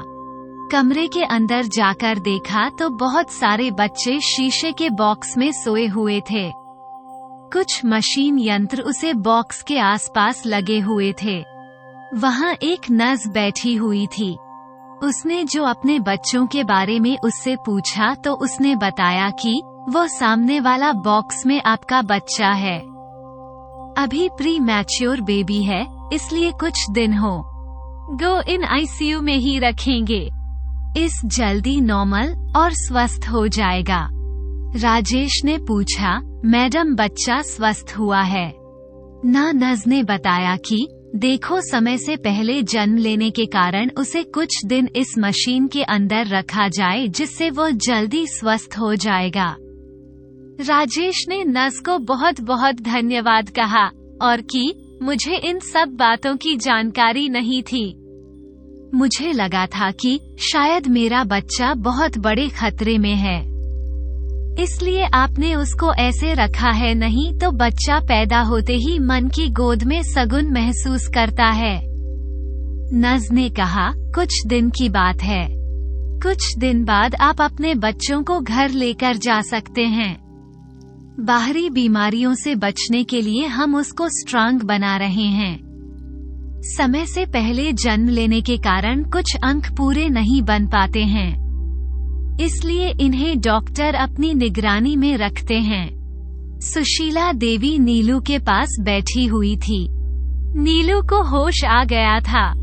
नीलू को उन्होंने चाय और बिस्कुट दिया, आराम करने के लिए बोल दिया बेटे की खबर। उनका नीलू तो खुश थी, लेकिन राजेश के बारे में सोचकर उसे अच्छा नहीं लग रहा था क्योंकि राजेश तो हर वक्त बेटी होने की प्रार्थना कर रहा था। सुशीला देवी तो घर वापस नहीं आई, नीलू के पास ही रुक गई थी, लेकिन राजेश को थोड़ा सामान लेकर आने के लिए बोल दिया था और गुड़िया को उसकी माँ के पास छोड़कर कुछ दिनों के लिए अपने ऑफिस से छुट्टी लेने को कहा था। अगली सुबह सुशीला देवी ने सभी को फोन करते हुए ये खुशखबरी सुनाई। कुसुम खुशखबरी सुनकर परेशान हो गई। उसे तो ये लगा था कि वो एक और हिस्सेदारी आ गया।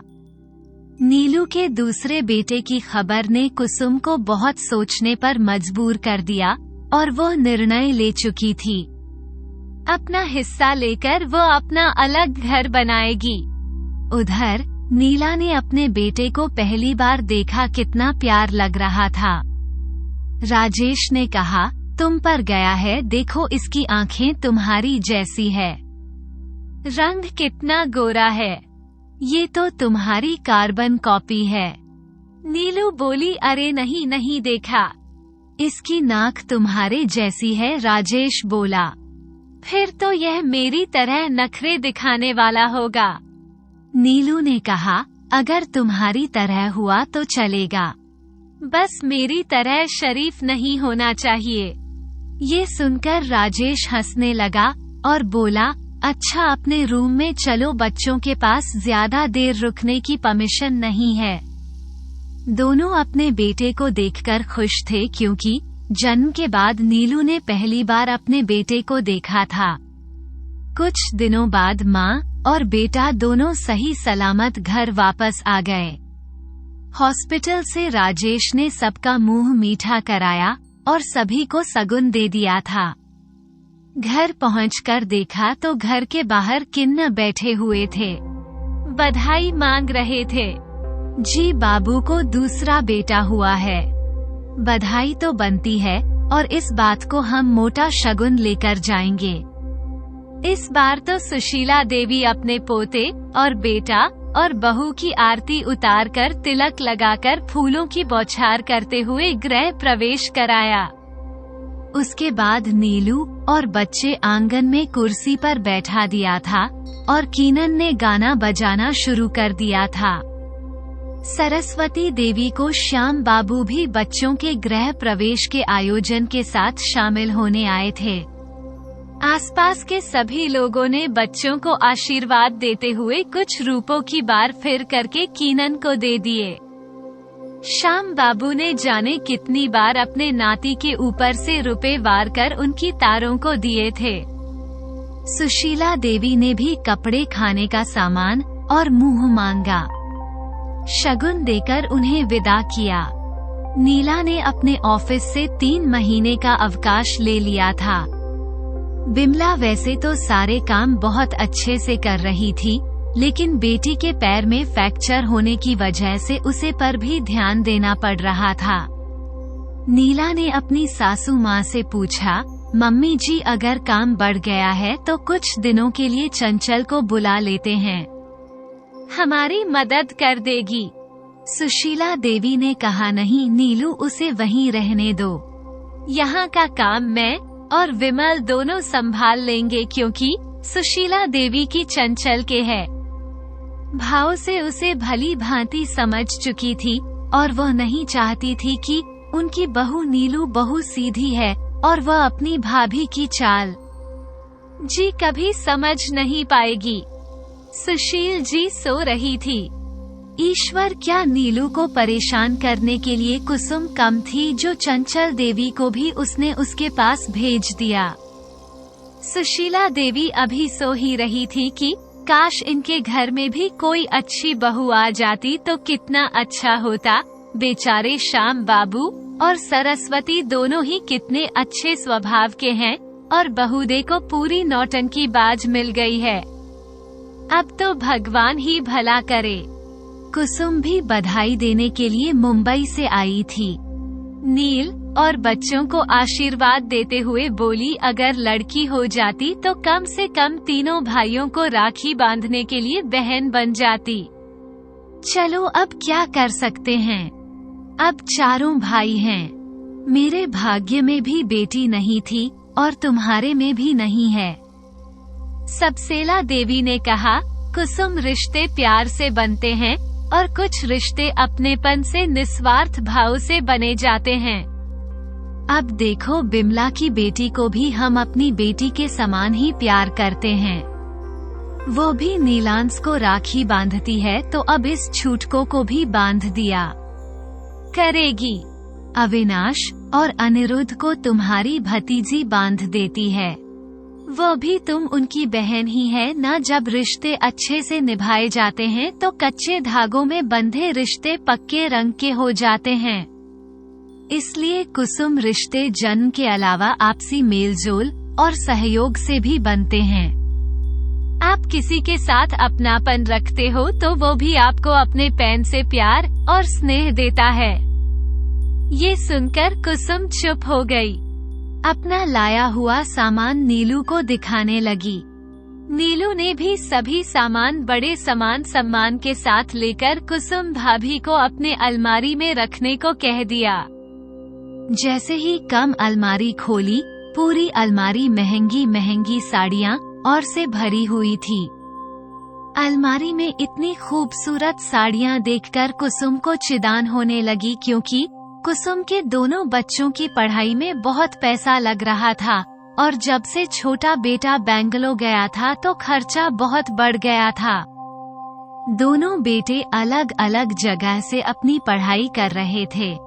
उनके रहने, खाने पीने और आने जाने का खर्चा, कॉलेज की असाइनमेंट और फोटो स्टेट ना जाने कितने नए खर्च शुरू हो गए थे। लेकिन कुसुम इतनी सी बात भी नहीं समझ पा रही थी कि नीला और राजेश तो शुरू से नौकरी कर रहे हैं और उनके बच्चे कितने वर्षों बाद हुए हैं और अभी उनके बच्चों के खर्चे बहुत कम हैं और नीलू को अपने साथ ससुर के साथ रहने का फायदा भी मिल रहा है। अगर वह अपने परिवार में मिलकर रहती है तो उसे भी सारी सुविधाएं मिलती हैं और बच्चों की पढ़ाई में होने वाले खर्च में परिवार का सहयोग मिलता है। लेकिन कुछ लोग खुद ही ज्यादा होशियार सोचते हैं। कुसुम उन्हीं लोगों में से एक थी। तभी विमला ने कुसुम से कहा, भाभी कोई बाहर आपसे मिलने आया है। कुसुम ने पूछा, कौन आया है, कुछ तो नाम होगा। विमला ने कहा, भाभी मुझे नहीं पता, मैंने उन्हें अंदर आने को कहा है तो उन्होंने मना कर दिया। आपका नाम लेखाकार बाहर आने को बोला है। कुसुम ने विमला की बात सुनकर वो उठकर बाहर जाने लगी कि देखूं तो आखिर कौन आया है जो मुझे बुला रहा है, कम दरवाजा खोल कर देखना। तो तुरंत बाहर निकालकर दरवाजा बाहर से बंद कर दिया, क्योंकि सामने प्रॉपर्टी डीलर खड़ा था जो उसे मकान को देखने और उसकी कीमत का अंदाजा लगाने आया था। कुसुम ने उसे बताया भी था कि जब वो खुद उसे फोन करेगी तब आना, लेकिन बिना बताए आकर उसने कुसुम के लिए परेशानी खड़ी कर दी थी। उसने उसे बाहर से ही यह कहकर वापस कर दिया कि जिस दिन मैं फोन करूंगी उसे दिन आना, ऐसे बार बार घर के चक्कर नहीं लगना, और मन कर दिया था कि घर के चक्कर लगाओगे तो शक हो जाएगा।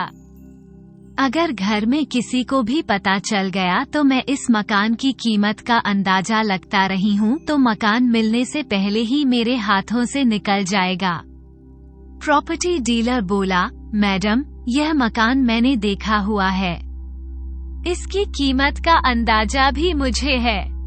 यह मकान तो मैडम प्राइम लोकेशन में है, इससे तो आपको बहुत ही बढ़िया दाम मिलेंगे। बस जब आपको बेचना हो तो मेहरबानी से मुझे याद कर लेना, किसी और डीलर को बीच में डालने की कोई जरूरत नहीं है। सारा सौदा मैं ही करवा दूंगा। कुसुम बोली, तुम अभी इसी वापस जाओ, किसी ने देख लिया तो मुसीबत हो जाएगी।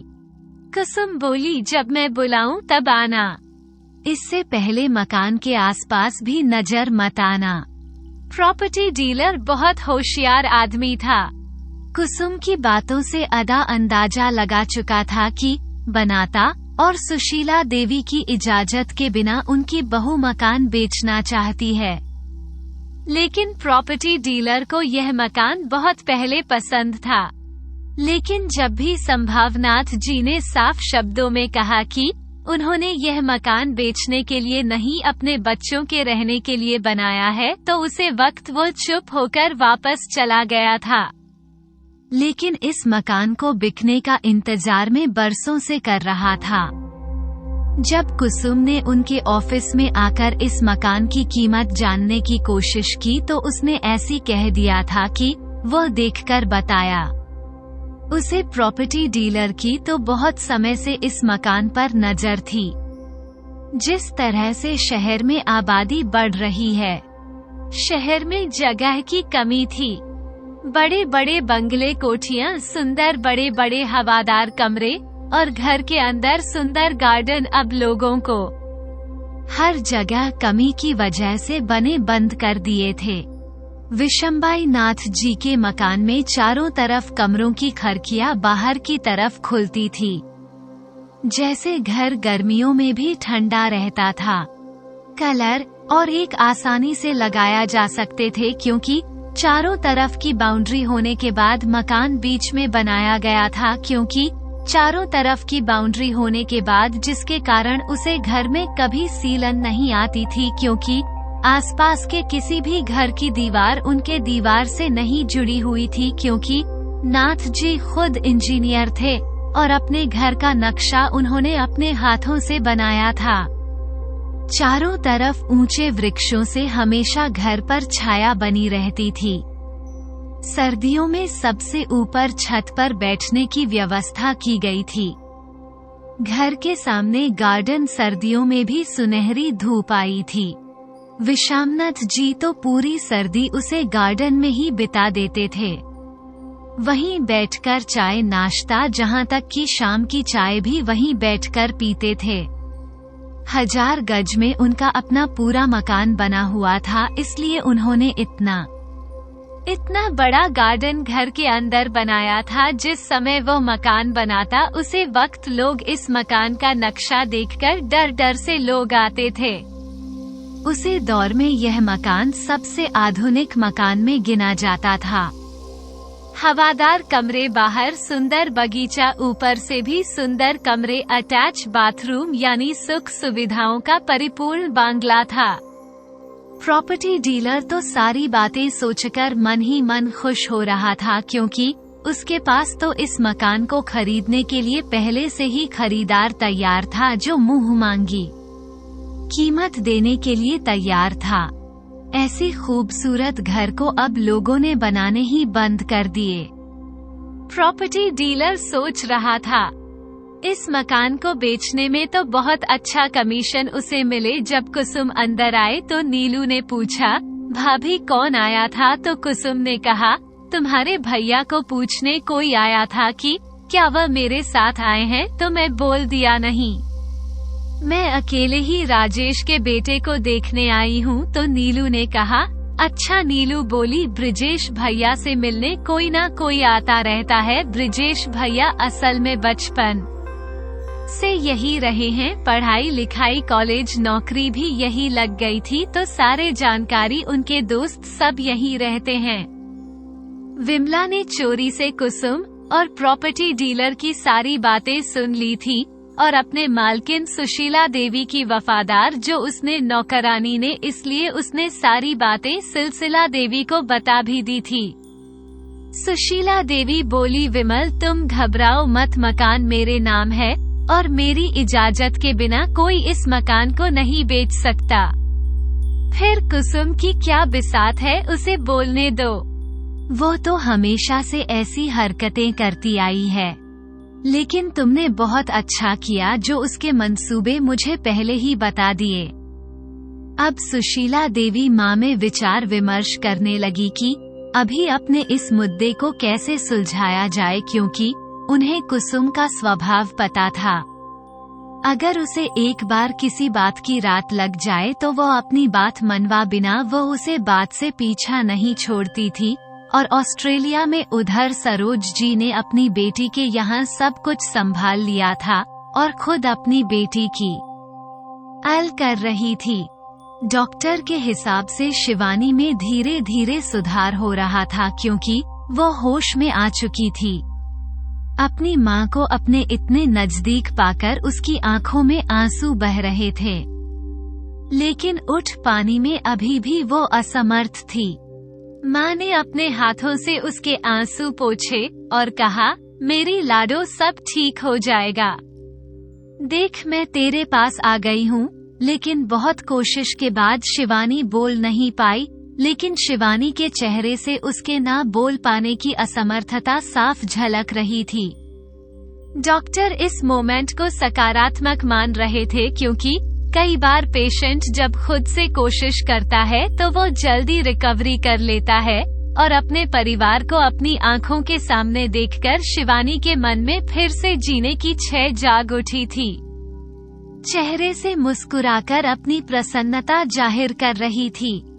उसके पापा को उसकी आंखों खोज रही थी, लेकिन न बोल पाने के कारण वो अपनी बात समझने में असमर्थ थी। कोई सवाल जवाब नहीं कर पा रही थी, बस न आंखों से अपनी माँ को देख रही थी। सरोज जी उसका हाथ अपने हाथों में रगड़ कर उसे अपने होने का एहसास कर रही थी, और डॉक्टर स्नेहा ने ऋषि को बताया कि आपकी पत्नी का दिमाग अभी स्वस्थ और क्रियाशील है क्योंकि वो लोगों को पहचान रही है। होश में आने के बाद तो हमारी उम्मीद और बढ़ गई है। शायद उनके भीतर जिंदगी जीने की चाहत बढ़ गई है। बाकी दुनिया में तो चमत्कार होते रहते हैं। ईश्वर कब किसी ठीक कर दे और कब अपाहिज बना दे, ये बात तो कोई इंसान नहीं जान पाया है। डॉक्टर ने कहा आई होप सो शिवानी जल्दी रिकवर करना शुरू कर दे। मुझे उसकी बॉडी से होने वाले छोटे छोटे रिएक्शन भी मेरा हौसला बढ़ा देते हैं कि शायद शिवानी जल्दी स्वस्थ हो जाए। डॉक्टर स्नेहा बोली, ऋषि की उम्मीद पर दुनिया कायम है और हम भी उम्मीद ही कर सकते हैं।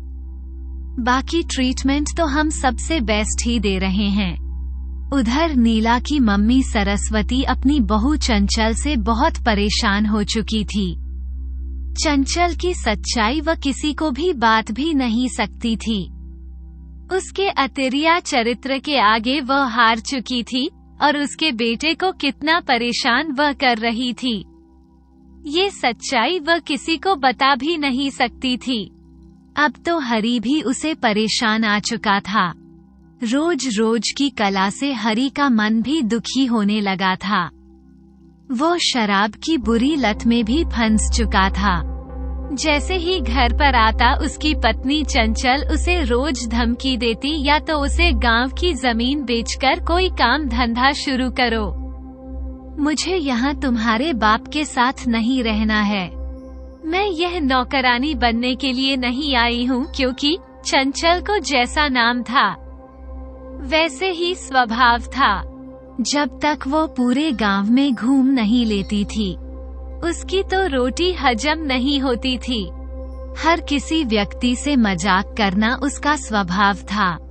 सारा दिन गांव में इधर उधर घूमते ही वक्त गुजार देती थी, और अब जब से वो हरी के साथ शहर आई थी तो एक घर के अंदर कैद हो गई थी। चंचल को सारा दिन घर में रहना और घर के कामों को करना बिल्कुल पसंद नहीं था।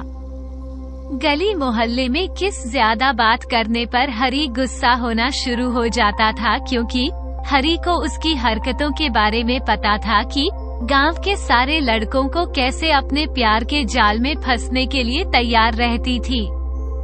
हरी ने तो सिर्फ ये सोचकर शादी की थी कि तू जी ने कहा था कि वो जमीन उसे और उसकी शादी के बाद ही मिल सकती है, और वो उसका सारा कर्जा माफ कर देंगे। कर्ज माफ करवाने के लालच में हरी ने ये समझौता सभी कार्य किया था। चंचल से शादी ताऊ जी के कहने पर की थी, नहीं तो हरी भी चंचल के रंग रंगीले स्वभाव से वाकिफ था। चंचल और उसकी माँ के किस सारे गांव में मशहूर थे, और उसको चाहने वाले कितने लड़के उसके आसपास चक्कर लगाते रहते थे, ये तो वो खुद अपनी आँखों से देख चुका था। लेकिन एक झूठ को छुपाने के लिए जैसे 1000 झूठ बोलने पड़ते हैं, यही हाल ही का था। अपने पिता से एक झूठ बोलने पर अब उसने 1000 झूठ बोलने पड़े थे। लेकिन पिता से झूठ बोलता रहा कि गांव में काम कर रहा है, लेकिन वहाँ का उदाहरण लेकर ऐश करता रहा। गांव के बाहर थिएटर में फिल्म देखने का शौक उसका पुराना था। हरी ताश के पट्टियों में जो पैसे बनाने के चक्कर में बहुत पैसा उड़ा देता था, और वह धीरे धीरे कर्जदार होता चला गया। हरी खाने पीने में इतने पैसे उड़ा देता था कि जितने दिन वो वहाँ रहा, दिन में गांव के बाहर ढाबे पर ही खाना खाता था। आज अपने बुरे कर्मों की सजा भुगत रहा था। जैसे ही क्या कहता का भी तो किसी से नहीं सकता था।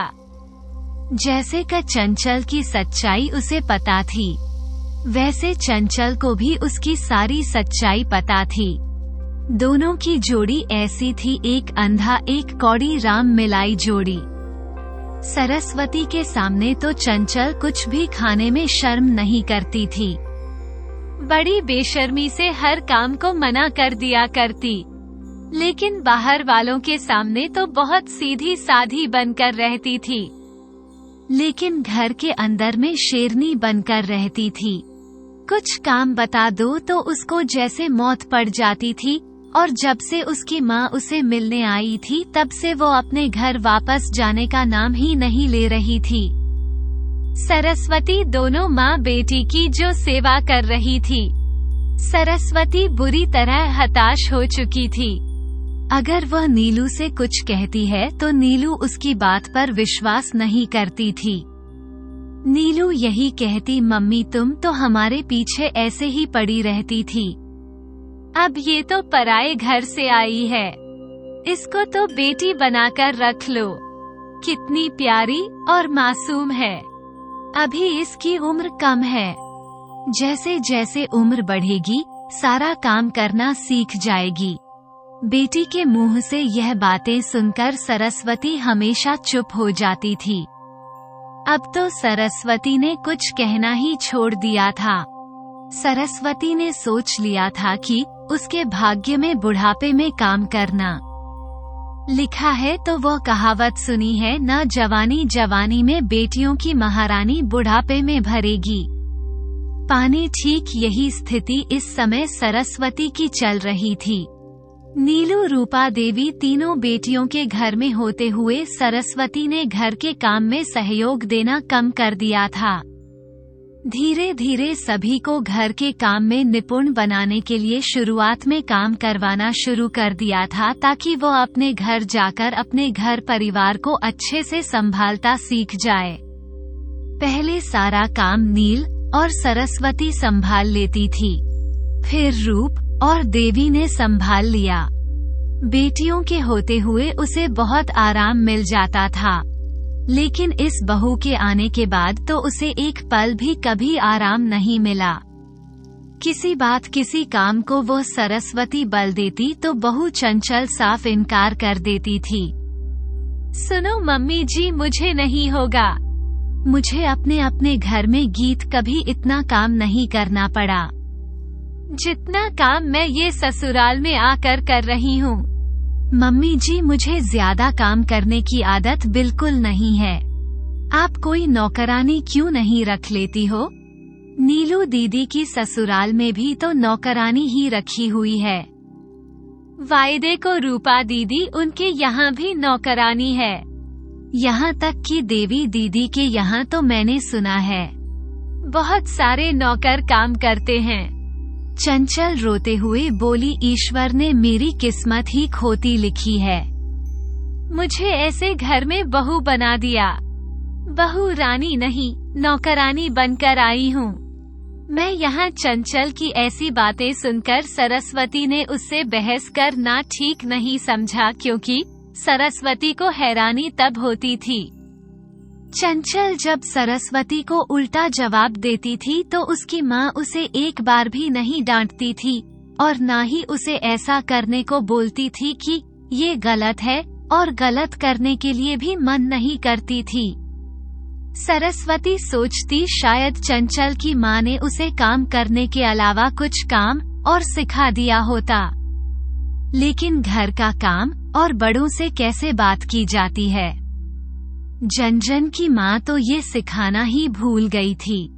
सरस्वती ने घर का सारा काम खुद करना शुरू कर दिया था, जिसके कारण वो थोड़ा बीमार रहने लगी थी, बहुत ज्यादा था, और चिंता के कारण सरस्वती का बीपी हाई रहने लगा था। शुगर की बीमारी भी उसे लग गई थी, जिसके कारण वो प्रतिदिन कमजोर होती जा रही थी।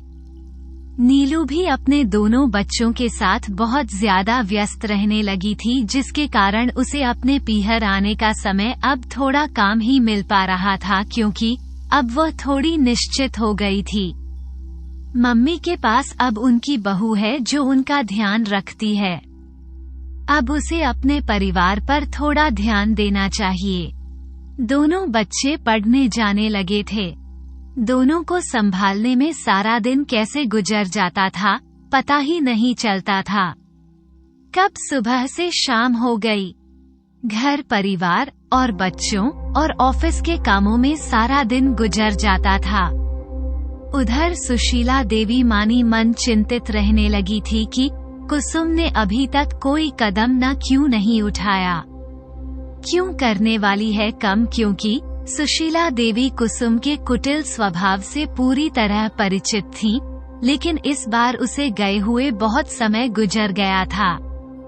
लेकिन अब तक उसने कोई भी कम नहीं उठाया था। कम चुप बैठने वालों में से तो थी नहीं।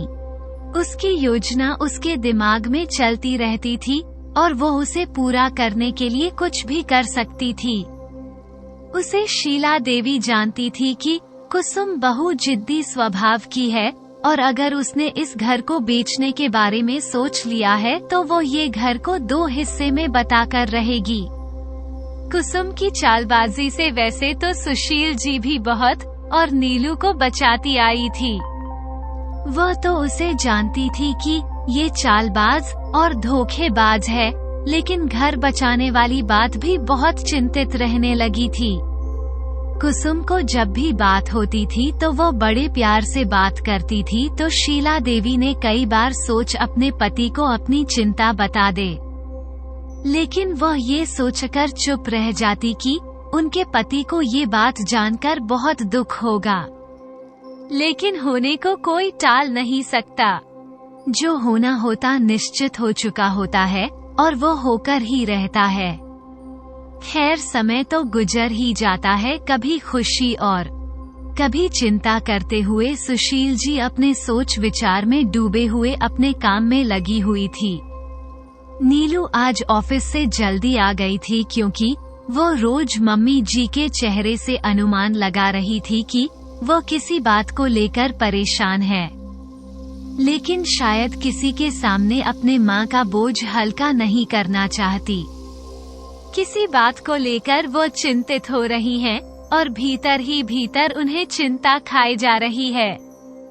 नीलू ने देखा पापा जी अपने कमरे में सो रहे थे। मम्मी रसोई में थी। नीलू ने कहा, मम्मी आप अंदर जाकर बैठो, मैं हम दोनों के लिए चाय बनाकर लाती हूँ। सुशीला देवी ने पूछा, अरे आज तो जल्दी कैसे आ गई? अभी तो बच्चे भी नहीं आए हैं। तुम कैसे आ गई? तबीयत तो ठीक है? सब ठीक है ना? नीलू मुस्कुराते हुए बोली, बस इसलिए आज मैं ऑफिस से हाफ डे लेकर आ गई। मम्मी जी, कितने दिन से मैं देख रही हूँ कि आप किसी बात को लेकर परेशान हो रही हैं। नीलू बोली, मम्मी जी आप हम सभी की कितनी चिंता करती हो, लेकिन अपना ध्यान कभी नहीं रखती हो, अपने की बात किसी को नहीं बताती हो। इसलिए आज मैं स्पेशल समय निकालकर आपके मन की बात जानने आई हूँ। क्या आपको किस बात की चिंता सता रही है? राजेश और मेरी दोनों की इनकम भी पहले से अच्छी हो गई है। घर बन गया है, कर घर के बाहर खड़ी है। ईश्वर ने आपकी बहू की गोद भर दी है। 2 इतने प्यारे पोते आपके साथ रहते हैं। इसके बाद क्या चिंता है जो आपके चेहरे पर हमेशा दिखाई देती है? नीलू हंसते हुए बोली, और मम्मी जी अब तो कड़वी बातें बोलने वाली हमारी कुसुम भाभी भी हमारे साथ नहीं रहती है। बात करते करते नीलू ने चाय तैयार कर ली और कमरे में दोनों बैठकर बातें करने लगी। दोनों की आवाज सुनकर विशंबरनाथ जी उठ गए थे। सुशीला देवी ने कहा, नीलू, मैं बहुत दिनों से तुम्हारे पापा को एक बात बताने के लिए अपने मन में सोच विचार कर रही थी, लेकिन का नहीं पा रही थी। क्या करूं? बात यह ऐसी है, जब ये बात मुझे पता चली है, दिल का चैन और रातों की नींद हराम हो गई है। नीलू बोली, अरे मम्मी जी, ऐसी क्या बात है? आप मुझे बताइए। सुशील जी ने नीलू को सारी बात बता दी। नीलू सिकर हैरान हो गई कि कुसुम भाभी प्रॉपर्टी डीलर के साथ मिलकर मकान को बेचने की योजना बना रही हैं, और वो मम्मी जी से भी बिना पूछे। नीलू ने कहा, मम्मी जी बताओ, यह मकान किसके नाम है? सुशील जी बोली, मेरे नाम है, और इस मकान की रजिस्ट्री भी आपके पास है। फिर क्यों आप चिंता कर रही हो? आपकी मर्जी के बिना कुसुम भाभी कुछ भी नहीं कर सकती है। सुशीला देवी बोली, लेकिन कुसुम अपना हिस्सा तो मांग सकती हैं। है ना? कमरे के बाहर बैठे विशंभानाथ जी ने सारी बातें सुन रहे थे। ये सुनकर उनके हृदय में जो बहुत ही दुख उठा, और वो गुस्से में आग बबूला हो गए कि आखिर यह ब्रिजेश अपनी पत्नी को समझता क्यों नहीं है। उन्होंने सारी बातें सुनकर बहुत गुस्सा आ रहा था। वो सोचने लगे, जब अपना ही सिक्का खोटा हो तो दोस्त किसको दे, लेकिन अपनी पत्नी को वो और दुखी नहीं करना चाहते थे, और अपने परिवार की इतने बरसों से बनी हुई इज्जत को मिट्टी में मिलते हुए नहीं देखना चाहते थे, क्योंकि बिसंबर नाथ जी का शहर में बहुत मान सम्मान और प्रतिष्ठा बनी हुई थी। सभी लोग उनकी बहुत ही इज्जत करते थे।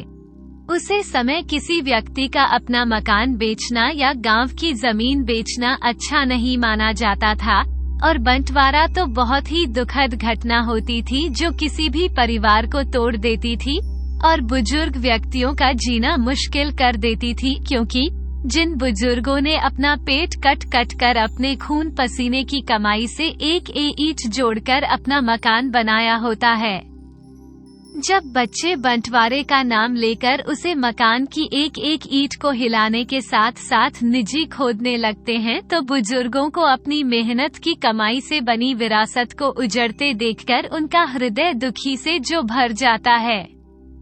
बिस्मार जी को बहुत बुरा लग रहा था। जो बात उनके परिवार में अभी तक किसी को नहीं पता थी, लेकिन वो बात सारी शहर को पता थी, क्योंकि वो प्रॉपर्टी डीलर तो बहुत चालबाज आदमी था। उसने तो अब तक न जाने कितने बड़े बड़े लोगों को उनके मकान के बारे में बात भी दिया होगा कि बहुमान ही बंटवारा चाहती है। उनकी आंखों में खून उतर आया कि कम की इसी बेवकूफी ने मेरे जीते जी लोगों को मेरे मकान की कीमत लगाने का मौका दे दिया। वो चुपचाप वहां से उठकर अपने कमरे में आकर अपने पलंग पर लेट गए। नीलू से बात करने के बाद सुशील जी खुद को हल्का महसूस कर रही थी। उसके मन में अब चिंता समाप्त हो गई थी और मां की उलझन सुलझ गई थी, लेकिन दिल में कहीं ना कहीं एक चुभन रह गई थी, जैसे कि कुछ बहुत बड़ा होने वाला है, लेकिन उन्हें क्या पता था। अपने मन की बात कहकर उन्होंने अपना मन का बोझ तो कम कर लिया, लेकिन उन दोनों की बातें सुनकर उनके पति को बिना बताए सारी बातें पता चल गई। नील चाय के बर्तन लेकर वापस रसोई में रखना आ गई। सुशीला देवी कमरे में अपने पति को जगाने चली गई। देखा तो वो करवट लिए सो रहे हैं। सुशीला देवी वापस आंगन में जाकर कपड़े ये करने लगी। नीलू ने कहा, मम्मी जी आज मैं दोनों बच्चों को लेकर आता हूँ। मुझे देखकर दोनों बच्चे खुश हो जाएंगे। तब तक आप विमला से कहना वह खाना तैयार रखें और आप कुछ देर आराम कर। हेलो, मैं दोनों बच्चों को स्कूल पहुंचकर सरप्राइज देता हूँ। नीलू अपने बच्चों को लेने के लिए स्कूटी लेकर घर से बाहर निकल पड़ी और स्कूल के बाहर उनका इंतजार करने लगी। नीलांश और उनका छोटा भाई दोनों धीरे धीरे गेट के बाहर तक आ गए थे और अपने ऑटो वाले के पास जाने लगे। तभी नीलू ने उन्हें आवाज दी और दोनों ने पीछे मुड़कर देखा और अपनी माँ को अपने पीछे खड़े देखकर दोनों भागते हुए उनके पास आ गए। नीलांश बोला, आप हमें लेने आए हो मामा? काश आप हमें रोज लेने आते तो कितना मजा आता। अपने ऑटो वाले अंकल को बाय कहकर धोना नीला की स्कूटी पर बैठ गए और घर की तरफ चल दिए। रास्ते में दोनों ने आइसक्रीम खाने की जिद की तो नीलू ने स्कूटी रोककर दोनों को आइसक्रीम दिलवा दी। दोनों आइसक्रीम खाते हुए बड़े मजे से माँ के साथ आ रहे थे और दिन भर की सारी बातें अपनी मम्मी को बता रही थी। नील उन्हें घर पहुँचते ही हॉर्न बजाया तो बिमला ने दरवाजा खोल दिया। जैसे ही स्कूटी अंदर खड़ी की दोनों बच्चे भागते हुए अपनी दादी के पास चले गए और बोले तो दादी आज तो बहुत मजा आ गया। हाँ, माँ के साथ हम आइसक्रीम खाते हुए आए हैं। सुशीला देवी ने दोनों बच्चों को प्यार करते हुए उनके कपड़े बदलने के लिए कहा और विमल को खाना लगाने के लिए भूल दिया। अभी राजेश भी लंच करने के लिए घर आ गया था। नीलू को देखकर राजेश बोला, अरे आज तुम घर पर कैसे हो? ऑफिस से जल्दी आ गई। क्या बात है, सब ठीक है ना? नीलू बोली, सब ठीक है राजेश। मैं तो वैसे ही ऑफिस से हाफ डे लेकर आई थी और बस खाना खाकर तुरंत ऑफिस भाग रही हूँ। तभी नीलांश ने आकर कहा, पापा आज तो मजाक गया। आज मम्मी हमें स्कूटर पर बैठक लेकर आई है और हमने आइसक्रीम भी खाई है। सुशीला देवी ने कहा, नीलांश जो अपने दादू को भी बुला लो, वो भी हमारे साथ खाना खा लेंगे। नील उन्हें पहले खाना खा लिया था क्योंकि उसे जल्दी वापस जाना था। राजेश, सुशीला देवी सब टेबल पर बैठे हुए बिशंबरनाथ जी के आने का इंतजार कर रहे थे। नीलू ने अपने स्कूटी बाहर निकालने के लिए स्टार्ट कर रखी थी। तभी नीला जोर से बोलता हुआ बाहर आया, मामा दादाजी उठ ही नहीं रहे हैं। सुशीला देवी और राजेश डाइनिंग टेबल से तुरंत उठकर अपने पापा के कमरे की ओर भाग गया। अंदर जाकर राजेश ने अपने पापा को जोर जोर से हिलाया, लेकिन वो कुछ नहीं बोले। सुशीला देवी ने जब उन्हें हाथ लगाकर देखा तो हैरान रह गई क्योंकि उनका शरीर ठंडा पड़ चुका था। उनके तो प्राण पखेरु उड़ चुके थे।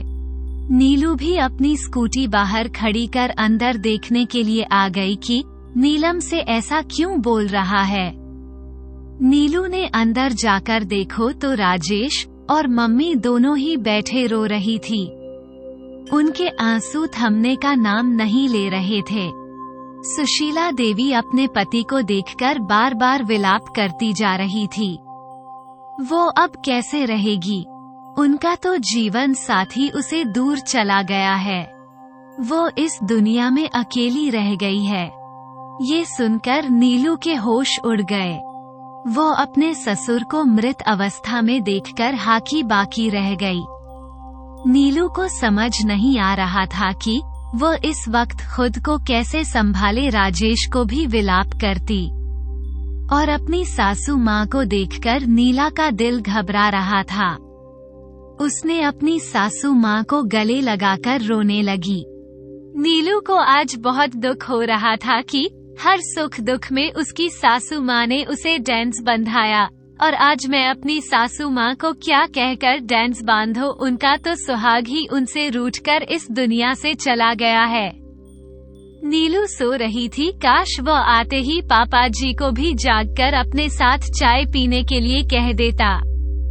वैसे तो रोज ऑफिस से आते ही वो पापा जी के कमरे में जरूर जाती थी, लेकिन पता नहीं आज क्यों मम्मी से बातें करने लग गई और सारी बातें सोचकर नीलू को बहुत अफसोस हो रहा था।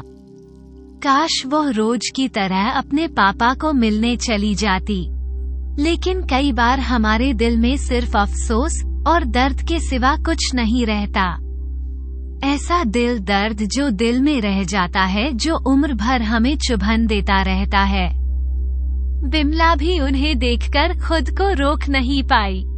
उसे अपना समय याद आ गया कि जैसे उसका पति उसे दुनिया में अकेला छोड़कर चला गया था। विमल को ऐसा एहसास हो रहा था कि जैसे दो हंसों का जोड़ा बिछड़ गया हो, लेकिन क्योंकि जिस दिन बिमला घर में आई थी उसने विषामनथ और सुशीला देवी को बड़े प्यार से एक दूसरे के साथ एक दूसरे का साथ निभाते हुए देखा था। कभी किसी बात पर बहस, लड़ाई झगड़ा, कोई वाद विवाद हो, उसने उनमें नहीं देखा था। बिमला उनके आपसी प्रेम को देखकर अक्सर नीलू से कहती थी, आपकी सास और ससुर का प्रेम तो तोता मैना के जैसे है, जैसे तोता मैं एक दूसरे के बिना नहीं रह सकते, वैसे ही आपकी मम्मी पापा दोनों एक दूसरे के बिना नहीं रह सकते। आज दोनों को बिछड़े हुआ देखकर विमला की आंखों में आंसू बह जा रहे थे। सुशील जी रोते हुए कह रही थी, अपने जीवन साथी के भरोसे तो मैं उन्होंने इस घर में इतना समय बिता दिया था। सुशीला देवी इस बात को बर्दाश्त नहीं कर पा रही थी कि यूं अचानक बिना कुछ बोले उनके पति इस दुनिया से कैसे चले गए। सुशीला देवी को समझ में नहीं आ रहा था कि अचानक ऐसा क्या हुआ कि वो सोते ही रह गए, क्योंकि सुशील जी को तो इस बात का एहसास ही नहीं था कि वो बाहर बैठे उनकी बातें सुनने के बाद दोबारा अपने कमरे में जाकर सो गए, और यह जानकर कि उनकी बड़ी बहू घर बेचने के लिए किसी डीलर से बात कर रही है। ये बात उन्हें बुरी लगी और दिल को चोट पहुंच गई, और उनके दिल को इतनी ठेस लगी कि उन्हें साइनलैंड अटैक आ गया और सोते ही रहेगा। इंसान जब दुनिया से चोट खाता है तो इतना नहीं टूटता है जितना अपनों से चोट खाने के बाद टूट जाता है। विशंबाई नाथ जी का भी वही हाल था। अपनों से मिली चोट को वो बर्दाश्त नहीं कर पाए। नीलू अभी अपनी माँ सासू माँ का डांस बांध रही थी, लेकिन जिसकी दुनिया ही उजड़ गई, फिर उसे कोई चीज रहता नहीं दे सकती। इंसान के जीवन में एक मृत्यु ऐसा सत्य है जिसका सामना होने पर इंसान पूरी तरह हिल जाता है, और खुद को संभालना इस वक्त बहुत मुश्किल हो जाता है। सुशीला देवी की स्थिति बिल्कुल वैसे ही हो रही थी जैसे जल बिन मछली तड़पती है, ऐसी इस वक्त वो तड़प रही थी। राजेश ने पूछा कि मम्मी एक बार हॉस्पिटल लेकर चलते हैं, चेकअप करवाते हैं। आखिर पापा को हुआ क्या कि पापा अचानक ऐसे हमें छोड़कर चले गए। सुबह तक तो बिल्कुल ठीक थे, पापा को तो किसी तरह की कोई बीमारी भी नहीं थी। सो सुशीला देवी ने कहा, बेटा आप चेक कर क्या होगा, अब तो उनके प्राण पखेरु उड़ गए हैं, अब ये हमें छोड़कर जा चुके हैं। अब मैं उनके शरीर का पोस्टमार्टम करवाकर बुरा हाल नहीं करना चाहती। ईश्वर की इच्छा के आगे हम सब मजबूर हैं। हमारी ही फूटी किस्मत है जो इतनी जल्दी हमें छोड़कर यह चलेगा। कम से कम अपने बड़े पोते अनिरुद्ध का विवाह तो देख जाते। उनके भाग्य में तो कोई खुशी देखना शायद लिखा ही नहीं था। लेकिन राजेश पड़ोस के एक डॉक्टर को बुलाकर लाया और चेक करने के लिए बोला कि आखिर हुआ क्या जो मेरे पापा अचानक ऐसे हमें छोड़कर चले गए। सुबह तक तो बिल्कुल ठीक थे। डॉक्टर ने उनका चेक किया और चेक करने के बाद बताया कि कई बार साइलेंट अटैक आ जाता है, जिसके कारण व्यक्ति नींद में ही अपने प्राण त्याग देता है। उसे खुद होश नहीं होता, बस नींद में सोता ही रह जाता है, और यही स्थिति भी संभावनाथ के साथ हुई है। साइलेंट अटैक आने पर वो कुछ व्यक्त नहीं कर पाए और नींद में ही सोते रह गए। सुशीला देवी रोते हुए कह रही थी, सारी जिंदगी करते ही चले गए, अंत में मैं भी सेवा का मौका नहीं दिया। किसी को किसी के हाथ से जो एक गिलास पानी भी नहीं मांगा। बिना सेवा के ही इस नश्वर शरीर को त्याग कर चले गए। सुशीला देवी रोते हुए कह रही थी, ईश्वर कम से कम कुछ दिनों की सेवा का सौभाग्य तो मुझे दिया होता। काम से काम अंतिम बार बात करने का मौका तो दिया होता। ये कहकर वह रोती जा रही थी। उन्हें संभालना नीलू के लिए बहुत मुश्किल हो रहा था क्योंकि हर दुख सुख में राजेश उसके साथ होता था, लेकिन आज तो राजेश के ऊपर मुसीबत का पहाड़ टूट पड़ा था। नीलू ने खुद फोन करके पहले अपनी मम्मी पापा को बताया और उसके बाद देवी के ससुराल में फोन कर यह दुखद समाचार सुनाया।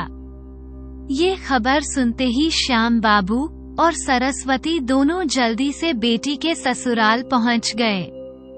वहां जाकर देखा तो राजेश और उसकी मम्मी का रो रो कर बुरा हाल हो गया था।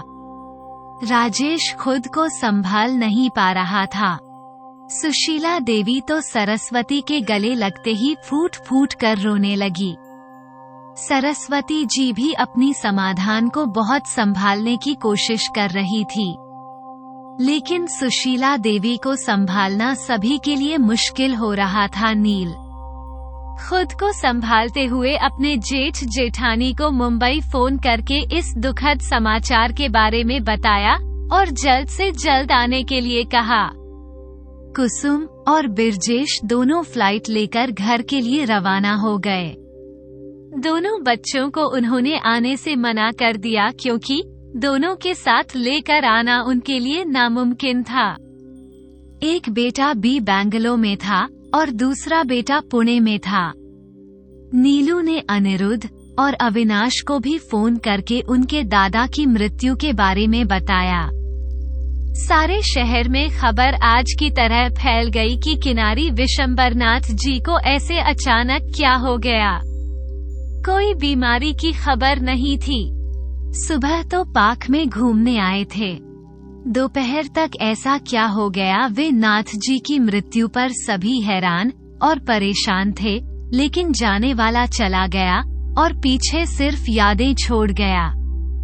विशंभरनाथ जी के मित्र जो उन्हें आज पार्क मॉर्निंग वॉक के लिए मिला करते थे, उनके जाने पर शोक प्रकट कर रहे थे और कह रहे थे, एक अच्छा व्यक्ति इस दुनिया से चला गया। सच में विसरनाथ जी हर किसी के दुख सुख के साथ ही थे। वेम्बरनाथ जी के ज्यादा रिश्तेदार तो नहीं थे और थे वो आसपास इसी शहर में रहते थे कि सन ने भी अंकल जी के जाने का बहुत अफसोस हो रहा था क्योंकि उनके सहारे तो अपनी पढ़ाई लिखाई पूरी कर रहा था, क्योंकि नाथ जी उसे हमेशा पढ़ने में मदद करते थे। बिमला भी अपने मालिक के यूं अचानक जाने पर हैरान और दुखी हो रही थी। नील उन्हें राजेश को बड़ी मुश्किल से पापा के पास से हटाया। नीला ने कहा, राजेश खुद को संभालो, तुम्हें ही सारी जिम्मेदारी निभाई है। अगर तुम हिम्मत हारोगे तो मम्मी को कौन संभालेगा। श्याम बाबू सो रहे थे। राजेश तो कितना अच्छा लड़का है, हमेशा हर किसी के दुख सुख में शामिल होता था और आज इसके दुख में शामिल होने के लिए मेरे दोनों दामादों में से कोई भी इसके पास नहीं है। जब आकाश के पापा स्वर्गवासी हुए थे तो राजेश कैसे बड़े भाई की तरह उसको संभाल रहा था, लेकिन देखो आज ये कितना अकेला महसूस कर रहा होगा। श्याम बाबू उसके पास गए और उसे समझने लगे। बेटा जाने वाले को कौन रोज रोक सकता है। दिल पर पत्थर रखकर हमेशा सामाजिक कार्य तो करने पड़ते हैं और यही सृष्टि का नियम है, जो आया वह जाएगा भी, लेकिन हमें उससे संबंधित धार्मिक और सामाजिक कार्य पूरे करने पड़ते हैं। शाम होने से पहले अंतिम संस्कार जरूरी था। राजेश अपने बड़े भाई के आने का इंतजार कर रहा था। धीरे धीरे संध्या हो रही थी और सूरज डूबने की ओर बढ़ रहा था। राजेश को चिंता सता रही थी कि मैं क्या करूं। तभी श्याम बाबू ने कहा, बेटा कोई बात नहीं, आप बर्फ की सिलाई का इंतजाम करो और बर्फ की सिलाई पर भी संभावनाथ जी को लिटा दो ताकि उनका पार्थिव शरीर खराब ना हो, क्योंकि बड़े बेटे के द्वारा ही अंतिम संस्कार पूर्ण किया जाता है और अपने बड़े भाई का इंतजार करना आपका धर्म है। बिरजेश और कुसुम एयरपोर्ट पहुंच चुके थे। लेकिन इतनी तेज बारिश हो रही थी जिसके कारण कुछ घंटे के लिए हवाई यात्रा रोक दी गई थी। ब्रिजेश अपने पिता के लिए बहुत बेचैन हो रहा था। आज उसे पहली बार मुंबई आने का दुख हो रहा था कि काश वह वहीं रहता तो अपने माता पिता के साथ उनकी सेवा और उनके अंतिम दर्शन का सौभाग्य तो उसे मिल जाता। ब्रिजेश ने अपने भाई राजेश को फोन पर बता दिया कि भाई, बहुत तेज बारिश की वजह से हमारी फ्लाइट कैंसिल हो गई है, हम रात तक ही पहुंचेंगे। राजेश ने कहा, भैया, हमने पापा के पार्थिव शरीर को बर्फ की सिलाई के ऊपर रख दिया है, आप जल्द से जल्द पहुंचाने की कोशिश करें क्योंकि बड़े पुत्र को ही दाह संस्कार करने का अधिकार होता है और यह आपका कर्तव्य और धर्म दोनों ही है और मैं चाहता हूं कि आप इसे पूरा करें। हम सब आपका इंतजार कर रहे हैं, आप जल्द से जल्द पहुंचाने की कोशिश करें। ये कहकर राजेश ने फोन रख दिया और रात भर से वहीं उनका इंतजार करते रहे। नीलेश और उसका छोटा भाई दोनों ही अपने दादू के पास सारी रात बैठी रहे। दोनों भाइयों ने कुछ ना खाया ना कुछ पिया, बस लगातार दोनों अपने दादू के पास बैठी रोते रहे। दोनों छोटे बच्चों का प्रेम देखकर अड़ोस पड़ोस के सभी लोग हैरान हो रहे थे। नीलू के पड़ोसियों ने कई बार उन दोनों बच्चों को बाहर उठाकर कुछ खाने के लिए पूछा, लेकिन दोनों ने सिर हिलाकर मना कर दिया। सुशीला देवी तो खुद को संभाल नहीं पा रही थी। वो अपने पोते और बेटे को क्या संभालती, बदहवास हालत में रोए जा रही थी। रो रो कर उनकी आंखें सूज गई थी, लेकिन आंसू एक मिनट के लिए भी बहाना बंद नहीं हो रही थी। खैर, आधी रात के बाद ब्रिजेश्वर कुसुम दोनों पहुंच गए। ब्रिजेश अपनी माँ के गले लगकर रोने लगा। कुसुम भी अपनी सासू माँ के गले लगकर रोने लगी और पिता के पैरों को हाथ लगाकर मन ही मन माफी मांगने लगी। तभी श्याम बाबू ने दोनों भाइयों से कहा, सुबह होने वाली है और उनके अंतिम संस्कार की तैयारी करो। तभी दोनों भाइयों ने मिलकर अंतिम संस्कार की तैयारी आरंभ कर दी। अपने पिता को दोनों भाइयों ने मिलकर नहलाया, फिर उनके वस्त्र बदले। आसपास की बड़ी बुजुर्ग महिला ने सुशीला देवी को उनकी आरती के पास ले जाकर उनके हाथों की चूड़ियां तोड़ी और उनके माथे से बिंदी हटा दी। सुशीला देवी को कुछ भी एहसास नहीं हो रहा था कि उनके साथ कौन क्या कर रहा है, क्या हो रहा है। बस वो तो बदहाभास हालत में रोते हुए जा रही थी और सारे काम करती जा रही थी। उसके बाद आरती पर लेते उनके पिता के गले में दोनों भाइयों ने फूलों का हार पहनकर मुंह में गंगाजल और तुलसी पत्र रख दिया। अपने पिता की अंतिम यात्रा के लिए तैयार किया। दोनों भाई के आंसू लगातार बहता जा रही थे। सभी लोगों ने बिसंबरनाथ जी के चरणों को छूकर श्रद्धांजलि अर्पित की। सुमन शारदा सुमन अर्पित किए। शहर के बड़े बड़े व्यक्ति जो विशंभनाथ जी के मित्र थे और जानकारी भी थे, सभी पहुंच चुके थे। सभी ने मिलकर जो भी संबंधनाथ जी की आरती को कंधा देने के लिए आगे बढ़ रहे थे। नीलाश और उसका छोटा भाई अपने दादू की आरती को कंधा देने के लिए उचक कर अपने कंधों पर अपनी अर्थी को पकड़ने की कोशिश कर रहे थे। ऐसा दृश्य देखकर सबकी आंखें भारी। कुछ लोगों ने उन दोनों बच्चों को वहां से जो प्यार से हटकर अलग कर दिया। दोनों पुत्र अपने पिता की आरती अपने कंधे पर उठाने के लिए दो व्यक्तियों को बुला रहे थे। तभी दरवाजे पर अनिरुद्ध और अविनाश आ गए और अपना बैग दरवाजे पर रखकर वो दोनों भाई अपने चाचा और पापा के साथ आरती को कंधा देने लगे। दोनों बेटा दोनों पोतों को कंधे पर भी संभावनाथ की बड़ी शान से इस दुनिया को अलविदा कहकर अपने अंतिम यात्रा के लिए निकल चुके थे। ऐसा लग रहा था कि उनका पाठ शरीर अभी भी मुस्कुराकर अपने बेटों और पोतों को आशीर्वाद दे रहा है।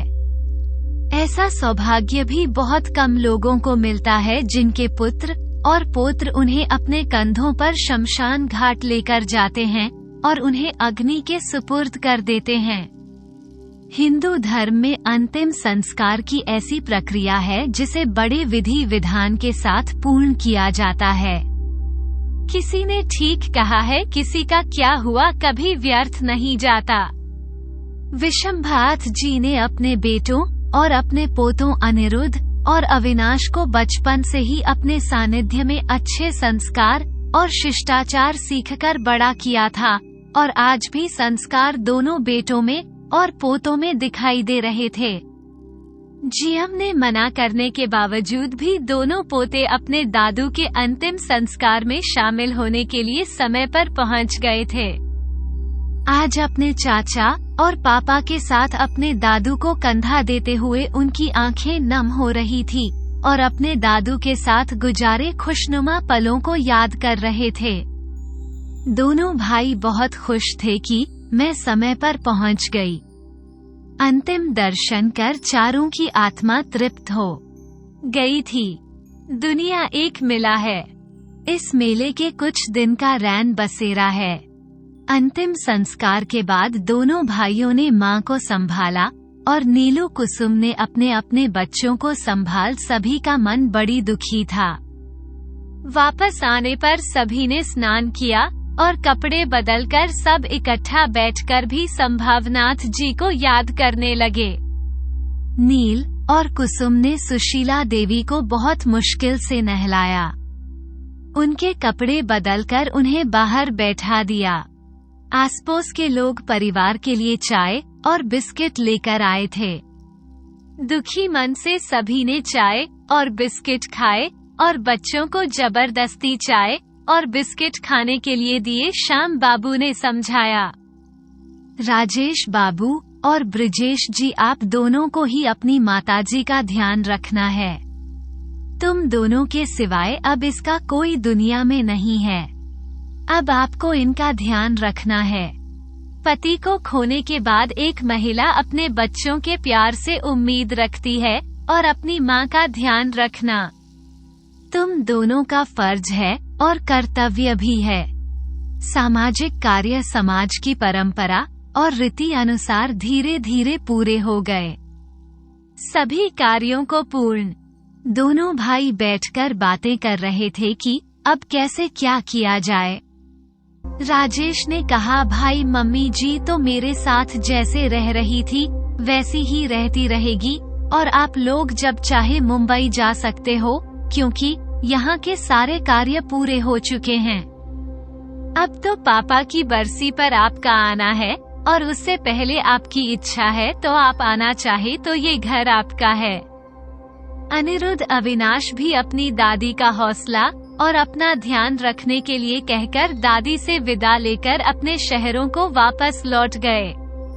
कुछ दिनों बाद को समर ब्रिजेश भी मुंबई वापस चले गए।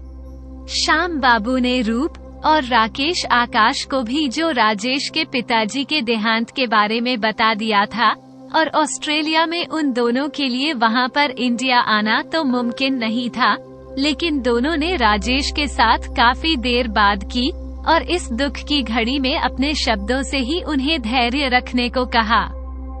आकाश बोल, जीजू मैं आपका दुख जानता हूँ। मैं तो खुद इस दुख से गुजर चुका हूँ। पिता को खोने का दर्द क्या होता है यह मुझसे बेहतर कौन समझ सकता है। मैं तो खुद यहाँ दुखी हो रहा हूँ। इस दुख की घड़ी में मैं आपके साथ खड़ा हो पाया।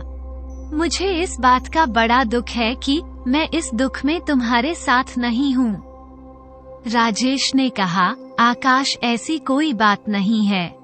तुम्हारे धीरज भरे शब्द ही मेरे हृदय को शगुन दे रहे हैं। तुम ही सही कहते थे। पिता के जाने के बाद ऐसे लगता है जैसे दुनिया में हम अकेले रह गए। अकेलापन और खालीपन जीवन में आ जाता है। आकाश ने कहा, लेकिन जीजू यह अकेलापन और खालीपन विधि धीरे धीरे भर जाता है। समय सबसे बड़ा मलहम है और जख्मों को भर देता है। आप अपना और आंटी जी का ध्यान रखिए, उन्हें आपकी सहारे की बहुत जरूरत है। आकाश बोला, क्योंकि मेरी मम्मी तो बहुत ही हिम्मत वाली है।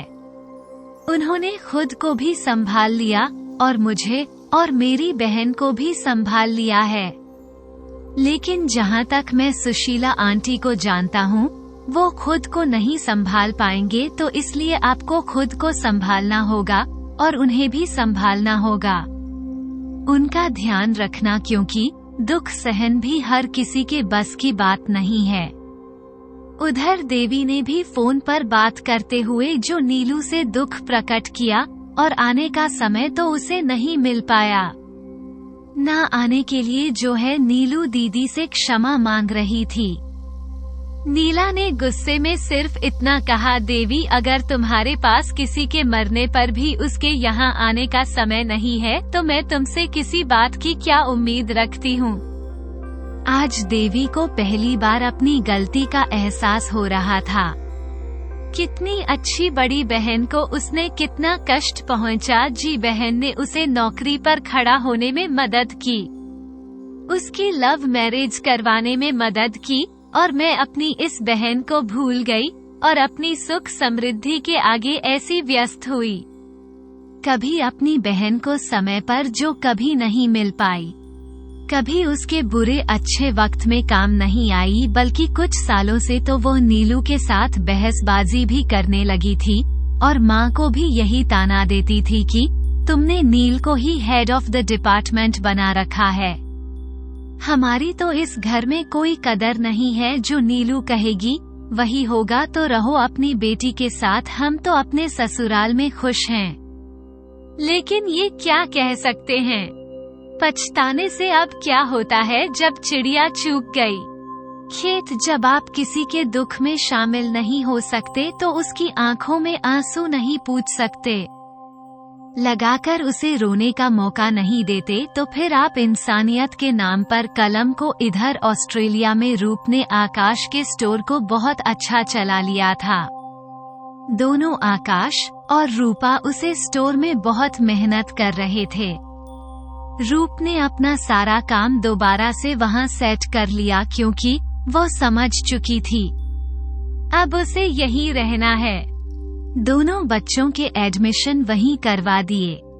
शिवानी ने धीरे धीरे सुधार हो रहा था और उसमें सुधार को देखकर सरोजिनी का मन बहुत खुश हो रहा था कि कम से कम उनके यहाँ आने से उनकी बेटी धीरे धीरे ठीक हो रही है, और जब उनकी बेटी ठीक हो जाएगी तो उन्हें उसके पिता के बारे में बताएगी और अपनी बेटी को गले लगकर अपने माँ का बोझ हल्का कर लेगी। सरोजिनी ने भी राजेश को फोन पर उसके पिता के देहांत का शोक प्रकट किया और अपनी माँ का ध्यान रखने के लिए कहा। हैरी और चंचल भी आज दोबारा से नीलू और राजेश से मिलने आए थे। चंचल तो सुशीला देवी को देखकर हैरान रह गई। कुछ ही महीना में वो इतनी दुबली पतली और बीमार लग रही थी। उन्हें देखकर लग नहीं रहा था कि वो वही सुशीला देवी हैं जिनसे वो पहली बार मिली थी। ये देखकर तो चंचल की आंखें भारी, उसकी हालत देखकर उसे अपनी पिता याद आ गई। उनके पिता के जब बाद जो उनकी माँ की हालत भी ऐसी हो गई थी। चंचल ने आगे बढ़कर सुशीला देवी के पैर छूकर प्रणाम किया। सुशीला देवी ने उसे पहचानने से इनकार कर दिया। नीलू अपनी सासू माँ के पास बैठी थी और बोली, मम्मी आपने पहचान नहीं, या चंचल है, हरी की पत्नी। यह तो हमारे यहाँ कितने दिन रहकर गई थी, लेकिन सुशीला देवी उसे बहुत देर बाद पहचान पाई। नीलू समझ चुकी थी कि पापा के जाने के बाद मम्मी जी का मानसिक संतुलन बिगड़ गया है। उनकी याददाश्त पर गहरा असर पड़ा है। अब उन्हें बहुत सारी चीज याद नहीं रहती। धीरे धीरे उनका दिमाग जैसे काम करना ही बंद कर रहा है। अपने पति को खोने का उनकी याददाश्त पर गहरा कर पड़ा था। सासू माँ की मानसिक स्थिति ठीक न होने के कारण नीलू को अब घर में बहुत ध्यान देना पड़ता था, क्योंकि मम्मी पापा के साथ साथ रहने से उसे कभी घर के कामों में इतना ध्यान नहीं देना पड़ता था। सारा कुछ मम्मी पापा ने संभाल रखा था। अब नीलू अकेले सारा काम करते करते थक जाती। बिमला बहुत कोशिश करती इसका हम संभाल ले, लेकिन वो भी तो सुशीला देवी के कई अनुसार ही सारे काम करती थी। किसी के बताए हुए कामों को करना आसान होता है, लेकिन खुद जिम्मेदारी लेकर सारा काम करना थोड़ा मुश्किल होता है। नीलू और राजेश दोनों ही मन का बहुत ध्यान रख रहे थे। साथ में नौकरी और बच्चों की जिम्मेदारी मिलकर संभाल रहे थे। लेकिन कहते हैं ना, जब बुरा वक्त आता है तो बताकर नहीं आता। शायद नीलू की खुशियों का समय अब खत्म हो गया था। धीरे धीरे मुसीबत के पहाड़ उसके ऊपर गिर रहे थे। दिन प्रतिदिन वो खुद को अकेला महसूस कर रही थी। पहले दोनों बहनें उसे छोड़कर दूर चली गई। अब उसके बाद उसके पिता समान ससुर उसको छोड़कर चले गए। अब सासू माँ भी धीरे धीरे मानसिक रूप से बीमार रहने लगी। चीज रखकर भूल जाती, खाना खाना भूल जाती। उनकी ऐसी स्थिति देखकर नीलू हमेशा चिंता में रहती कि कहीं मैं वे खुद को नुकसान न पहुंच ले, क्योंकि एक बार खाना खाने के बाद कई बार गैस खुली छोड़कर बाहर आ गई। वो तो शुक्र है। बिमला का जब गैस की बदबू आई तो उन्होंने फटाफट सिलेंडर बंद कर दिया और पूछा, मम्मी जी आपने गैस खुली क्यों छोड़ दी? तो वो बोली, मैं तो गैस बंद कर दी थी। तब से बिमला और नीलू दोनों ही उनका बहुत ध्यान रखते थे कि वो रसोई में किसी भी काम के लिए ना जाए। इंसान जब किसी दर्द को सीने में लगा लेता है तब वह दर्द उसके सीने में नासूर बनकर बहता रहता है। अब तो कई बार कुसुम आती तो वो कई बार उसे पहचान लेती और कई बार इनकार कर देती। उनकी ऐसी हालत देखकर तो कुसुम को अब ज्यादा चिंता होने लगी थी। वैसे भी अचानक ससुर के परलोकवास होने के बाद कुसुम का प्लान धारा का धरा रह गया था और वह ना तो कोई बात कर पाई और अच्छा ग्राहक मिलने के बावजूद भी वो इस मकान को बेचने में असफल रही। लेकिन अब उसके नए जो एक 3 बेडरूम फ्लैट बिना बताए मुंबई में किस्तों पर खरीद लिया था। ब्रिजेश ने उसे ये कहकर समझा दिया था कि अभी पापा जी स्वर्गवासी हुए हैं और हम अपनी खुशखबरी किसी के साथ नहीं बांट सकते, और वैसे भी हमें महीने बाद ही तो पहली किस्त देनी है और 2 साल के भीतर हमारा मकान हमें मिल जाएगा। जब परिवार में सब लोग ठीक होगा तब हम अपनी खुशियां के साथ जरूर बांटेंगे। ब्रिजेश तो वैसे भी अपने पिता की मृत्यु के बाद बहुत दुखी रहने लगा था। उसने कई बार राजेश से कहा कि वो माँ को उसके पास भेज दे, लेकिन सुशीला देवी ने खुद ही वहां जाने से इनकार कर दिया। ब्रिजेश तो बहुत सीधा साधा व्यक्ति था और कुसुम की बातों में आकर उसने बिना बताए अपना मकान बुक कर लिया था, क्योंकि वो भी जब सरकारी मकान छोड़कर किराए के मकान में आया था तो किराया दे देकर परेशान हो गया था। और वैसे भी अब दोनों बच्चे अपनी जॉब करने के लिए इससे बड़े शहर मुंबई में आएंगे, तो ये सोचकर वह मकान लेने के लिए तैयार हो गया था। मकान की कीमत बहुत ज्यादा थी, लेकिन कुसुम ने कहा 3 कमरे का मकान तो हमें चाहिए ही, दोनों बेटों के लिए अपने अपने अलग अलग कमरा चाहिए। आने वाले समय में जब उनकी शादी हो जाएगी तो उनके लिए अपना कैमरा होना जरूरी है। उसे बोली, इससे छोटा मकान लेकर हम क्या करेंगे? वो देखो नीलू और राजेश इतने बड़े मकान में रहते हैं। हमने कभी उनसे कुछ कहा? हम तो इतना भी नहीं कर सकते कि उन्होंने आधे मकान के पैसे देख यहाँ मकान बना लें। वो पूरा मकान उनका हो जाएगा। यहाँ पर हमें हमारा घर मिल जाएगा। हमारे बच्चे भी आराम से अपने परिवार के साथ रह लेंगे, नहीं तो भविष्य में हमारे बच्चों जो किराया भरते ही रह जाएंगे। ब्रिजेश कुमार को सही लगी कि कुसुम की बात तो सही है। वहाँ 3 लोग और 2 बच्चे इतने बड़े घर में रह रहे हैं, और यहाँ हम 4 लोग और 2 आने वाली बहुएं। इस किराए के मकान में कैसे गुजरा करेंगे? और ब्रिजेश तो अपने बच्चों के साथ ही रहना चाहता था, इसलिए उसे अब कुसुम की बात ठीक लग रही थी।